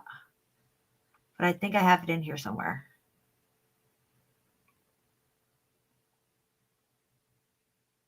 I love this site. When I found this, I was just like, oh my God, I got to go live and go through this with everybody. We're getting there. Hold on. It's the headgear they used to wear, tech on their heads. Look at this. Excuse me. Stacking plasma energy. See, I see the same pattern in It's like this kind of even. ancient artwork, and I think they're trying to tell us something. Yeah, I agree. These are all DJs. It's such a yeah. Sorry. Go ahead. It's such a common image. I have to get it. I haven't done enough research on it. Not even close. I don't even know what I'm looking at, but I know I see something. You definitely see something. Definitely.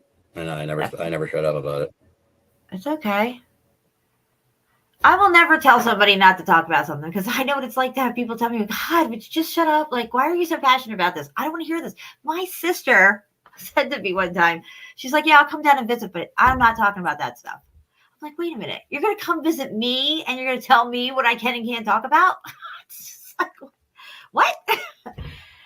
Anyway. They're saying the symbol I'm looking for is that Vesica Pisces. All right, whatever. I'm scrolling down here because I want to. All right, guys, I'll look up Vesica Pisces. I know it's here somewhere, though. This is an extensive site, as you can see. It just keeps going. All right, I'll look up Vesica Pisces. I know it's getting late. Gotta go to bed and stuff. I don't know. Whatever. Okay, here we go. Images. Okay. Not exactly the angle that we're looking at here. It's kind of like this, but I know exactly the image that you're talking about. I know. And I've been on multiple streams attempting to describe this, and I just haven't got off my butt and just found it. I can't go to Ken Wheeler's. I can't watch a single video of his without that image being all over the place. Okay, hold on. Let me go back up here again. Oh no. Whatever. See what happens. Not really much is happening. I don't know.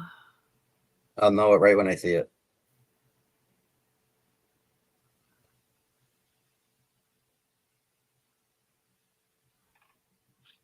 What if you just type in Taurus?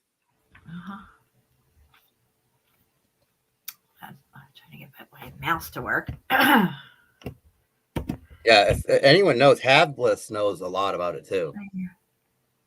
Right here. Ooh, now we're getting close. Mm-hmm. Yeah. Mm-hmm. Kind of like this. Yeah. Now we're getting close. Yeah. Or even like this. But I see it in transition brick.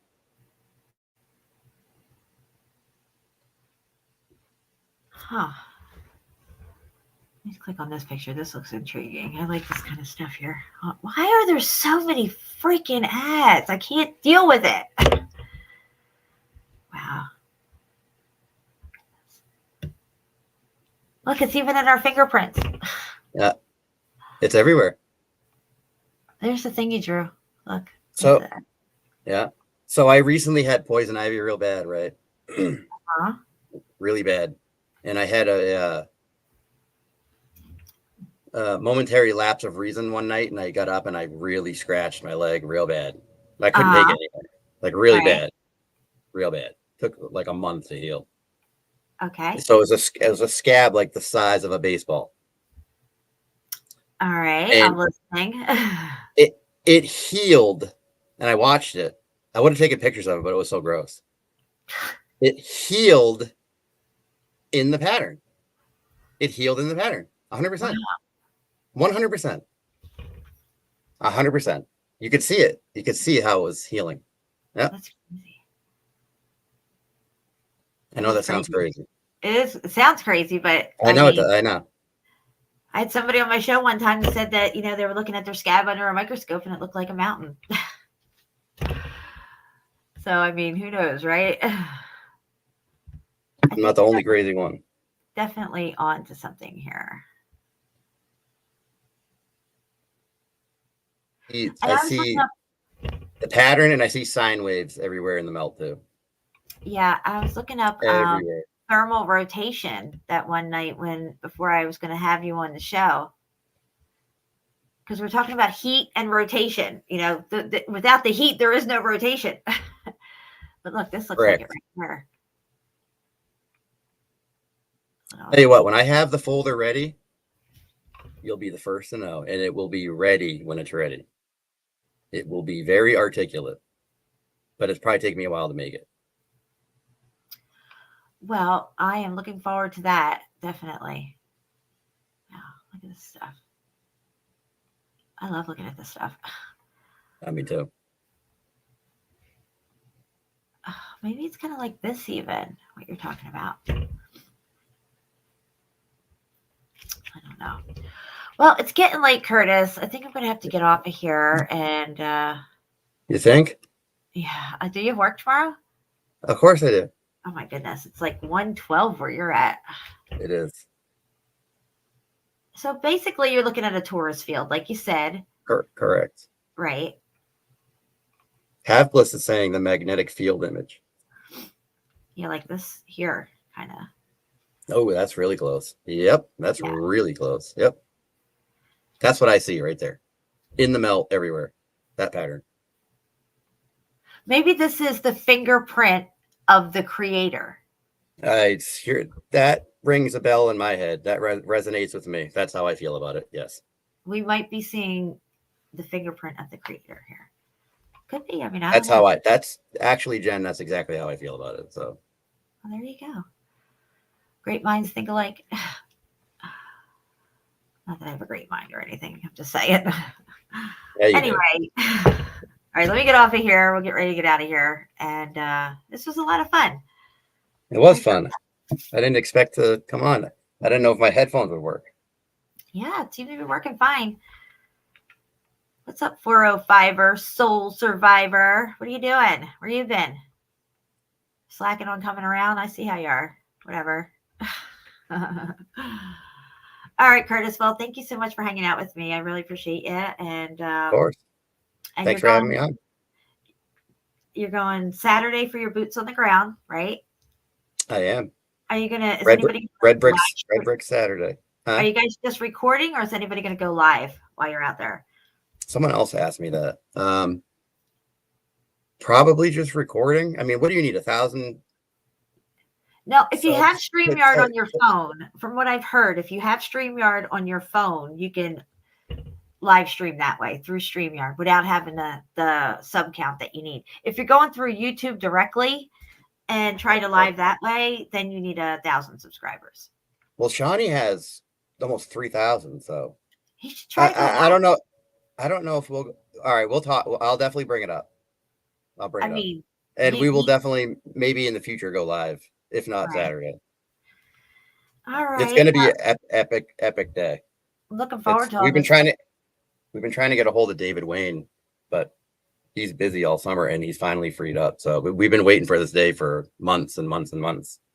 And you said you're going out where there's an oil pipeline, you said, or some kind of. It is the Fitchburg steam pipeline or something. All kinds of old world infrastructure everywhere. All that brown metal in the woods everywhere. Yeah. Well, this was absolutely intriguing, and I'm looking forward to more information on this stuff and seeing you guys' videos and boots on the ground. Thank you, Crazy John. It's a great show, as always. I appreciate that. All right, well, guys, let it not be said that we stood by and did nothing. Curtis's link is not in the chat, but if somebody in here could drop his channel link on the outro song as it plays, I would really appreciate that. And we're going to go out with, I think I want to play Taking Care of Business tonight. Where is it? I think we took care of some business. What do you think, Curtis? We take care of some business? I agree. Okay. I think we handled the business. We handled it. Handle it. If I can find it. I know I have it here somewhere. I used to take the whole show just to find this thing. Next Level. We should play Next Level. I haven't played that in a long time. All right. Well, I guess I can't find it. Maybe I took it out. All right, we're going out with Next Level. You guys have a great night. I love you, and we're out of here.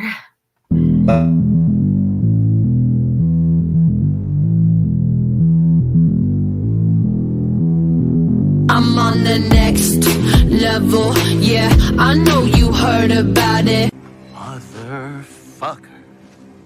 You know I'm bout it, and don't you ever doubt it. I'm incomparable, that's why they staring though. Turn up the stereo, check it out, check it out, check it out.